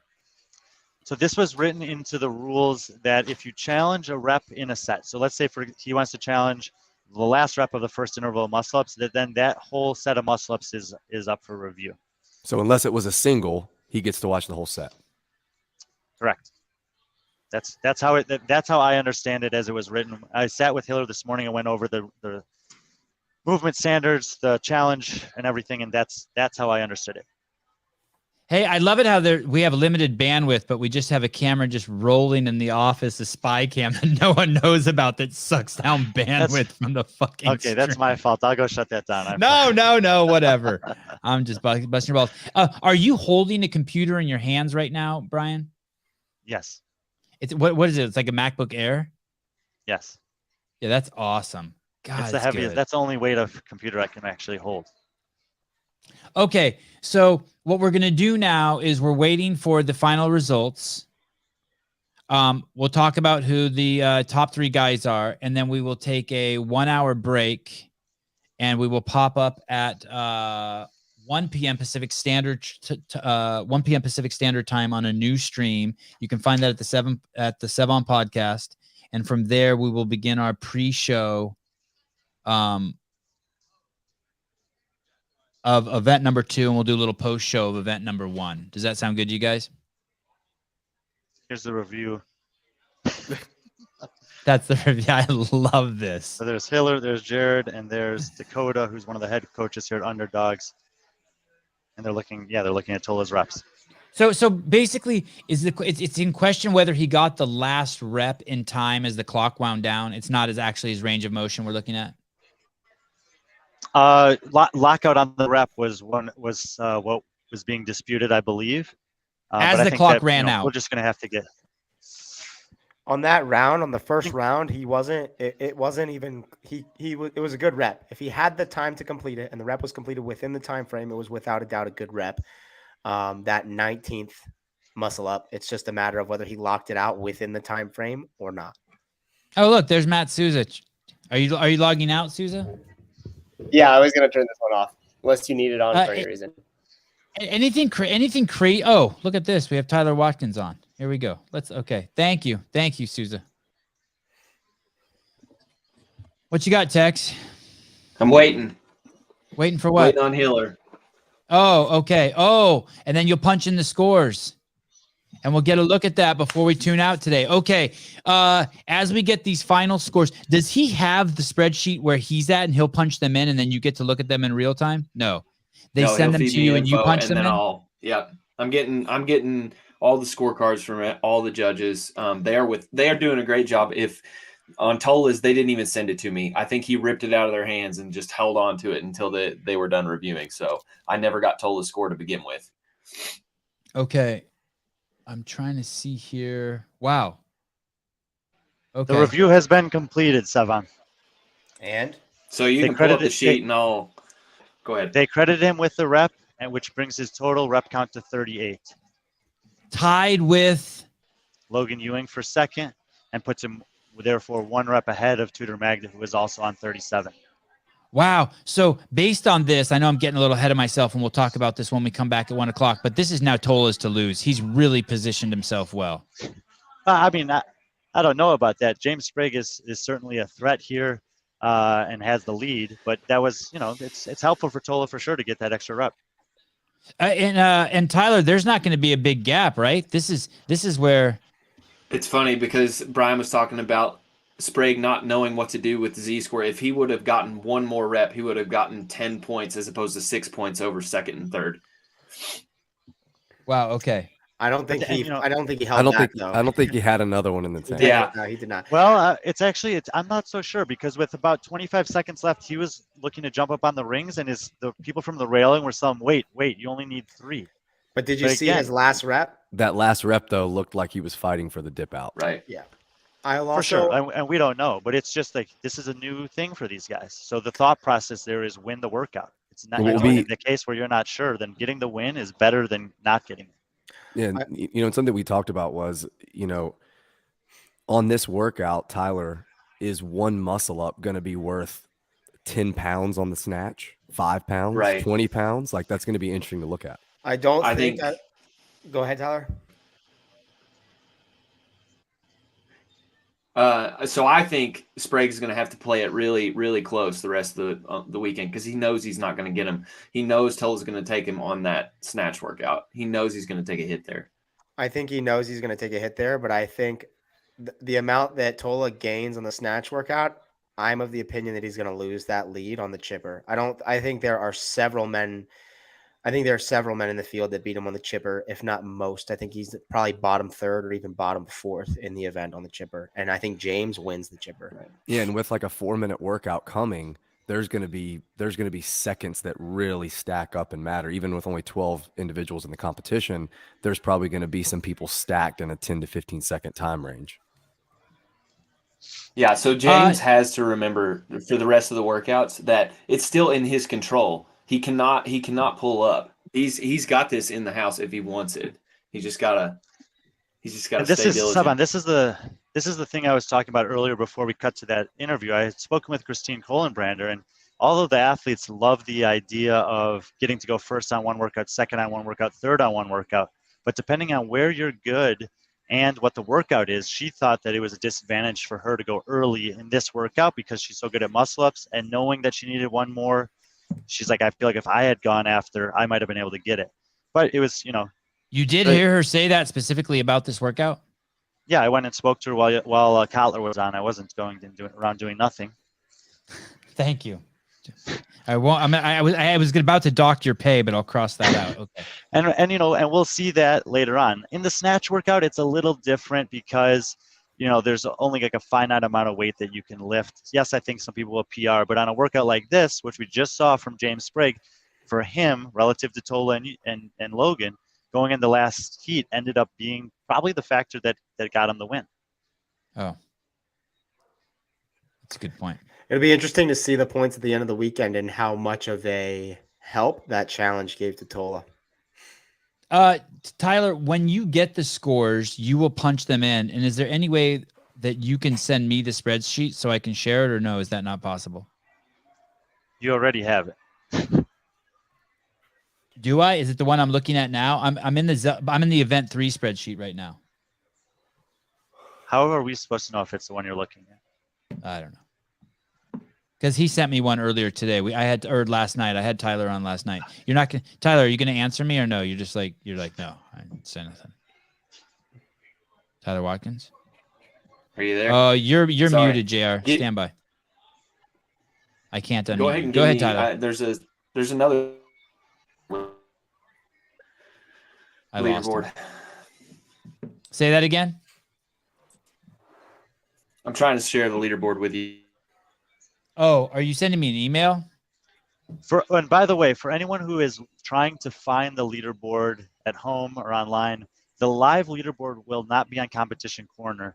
The live leaderboard will be posted to Zelos Games Instagram as the scores come in. And then eventually those scores will be on Competition Corner, but that will probably be after the fact. Did you say? Oh, okay. I see what you sent me. Wow.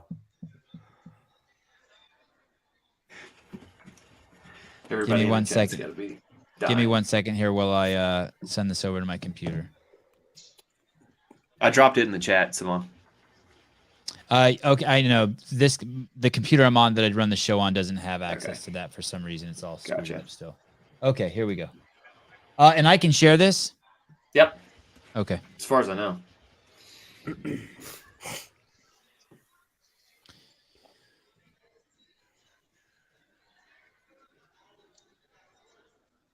All right. So James Sprague with 39, and he gets all 100 points. No, he gets 82.68 points. Someone help me read this. All you want to see if the workout score is in gold, Z points, event 1 gold, Z points. In this case, it's also going to match the overall score, which is in green. So you can just read the overall score in green if you want. Okay, so James gets 100 points, and in second place, Logan gets 94.78 points. Tola also tied there, 94.78. Tudor Magda, 88.89. Leonel Franco, 82.38. Maddie DeLugas, 75.37, and it goes down from there. What would and can we see what Logan would have gotten and Right, Tola would falls have off gotten? the planet right there. Can we see what? Can we see what Logan and Tola would have gotten with just regular scoring, the kind of scoring we see at the games? Yeah, so that's over here on the let me see. Let me hide this. Boom. Okay, so it would have been 192.84. But the main thing that I want to look at there, look at Tudor Magda and Leonel Franco that are earning 88 and 82 points in the Z score and would have only earned 76 and 68 in this regular scoring. And that, and that 37 is 1 point away, one rep away, one muscle up away from those guys ahead of him. So to me, it makes more sense that he would earn, within 6 or 7 points of those guys. And if they had tied on this, they would have got 88, and he would have been twice as many, 12 points behind him in the regular scoring. And then you look at Ethan Helbig. If he takes 11th place with game scoring, he's got 20 points, and here he's got 2.5 points. So two of the guys were severely punished for how poorly they did, and the other 9 guys were rewarded by keeping it tight. Exactly, and that's the thing that we talked about, and I think that what Taylor was alluding to. If something like that happens to Tola in the final, where he misses the curve and he's in those bottom 2 or 3, then he could take a similar hit. That could happen to James on the snatch ladder. So that's what I was talking about in the preview, but it's nice to see it here. And also talking about in the flow of that event is that even though they're not in the lead in their heat, there are certain, if you're able to get into the pack, you're going to keep yourself in contention. If you fall behind the pack in the middle, that's where you're going to take a big hit, and rightfully so. As you get the reward for being ahead of the pack, you get the penalty for being behind. We have 3 minutes left. Do we have the women's score also? Yep. Next tab. I just clicked that thing on the bottom. Yep. Alrighty. Andrea Nisler in first place, Alex Gazan in second, Christine Kohlenbrander in third, Solvig in fourth, Alexis Johnson in fifth, tied with Devin Kim. And here the field is a little bit more A little more strung out, and you see that there's a drop off after 30 there. It's only a 2-rep drop off, but given the fact that there's 30, 32, 31, 31, 30, then those 2 reps end up being a little bit more punishing for Ellen Buds, who comes in with 20 less points than Brittany, whereas in traditional scoring she only would get 6 less points. And it doesn't sound like a ton, 2 reps, but again, keep in context that it's only a 12-person field, and so things will be a little bit more spread out than if there were 30 or 40 athletes in the field. And as opposed to the men's scoring using the Z-score, most of the men were rewarded for it by keeping it tight. In the women, the way it played out with the women, slightly over 50% of the women were penalized. This is probably too advanced for my little mathematical peanut to understand, but is the reason why Solveig and Alexis have the negative, it penalized them, it hurt them with the Z scoring, as opposed to the people below them, Devin and Brittany. Is it because Devin and Brittany stayed so close to Alexis and Solveig, but the distance between Solveig and Alexis is so much further than the distance with Christine Kohlenbrander? I know that was a mouthful. Yeah, what? Look at how far Andrea. So that it's, the average for this is 30 reps. The average of the field is 30 reps, 29. But yeah, 30 reps. So basically, Devin's 31 is a little bit above 50%, right? And Right. so right here, it's 65.5. In regular scoring, it would be 6. Versus, like, if you look at Andrea, that difference, like four reps is a standard deviation. I know I'm getting really weird, but basically, the farther you pull away, the better it helps you. From the person in front of you or the person at the top? Has nothing to do with the person in front of you, the person on top. It has to do with the average. Okay. Oh, gotcha. Okay. Thank you. Okay. But yes, Seven, you were asking about the column on the far right side, and that is showing the difference of the game's style scoring relative to the Z-score. Yeah, and so I was some tripping athletes that. would have earned less or more points in a traditional game scoring format. Okay. I was tripping that it worked out for Devin Kim and Brittany Weiss, but not for the people above him. I didn't understand how that could happen, but I think Well, it did work out. It did work out for Alex and Christine. Solveig and Alexis take a little hit. Devin and Brittany get a little bump, and you'll see this throughout the weekend. Again, though, if the field, and again, 12-person field is a relatively small field, only 11 for the men, and so there will be a little bit more, spreading out than there might be if there were 2 or 3 times as many athletes in the field. But which is okay. We're still getting the intended effect. It just might look a little different because there's a small sample size. When we come back in an hour, your leader in the women's division will be Andrea Nisler, second Alex Kazan, then third Christine Kohlenbrander, all two individual games athletes, and then the powerhouse at the top from teams, as we all know, Miss Andrea Nisler. The men, when we come back, James Sprague will be king, then Logan Ewing, and then Tola Marqueño and Tudor Magda right behind them. Oh, no, sorry. It's Logan and Tola who are tied for second. We will see all of you guys in 1 hour.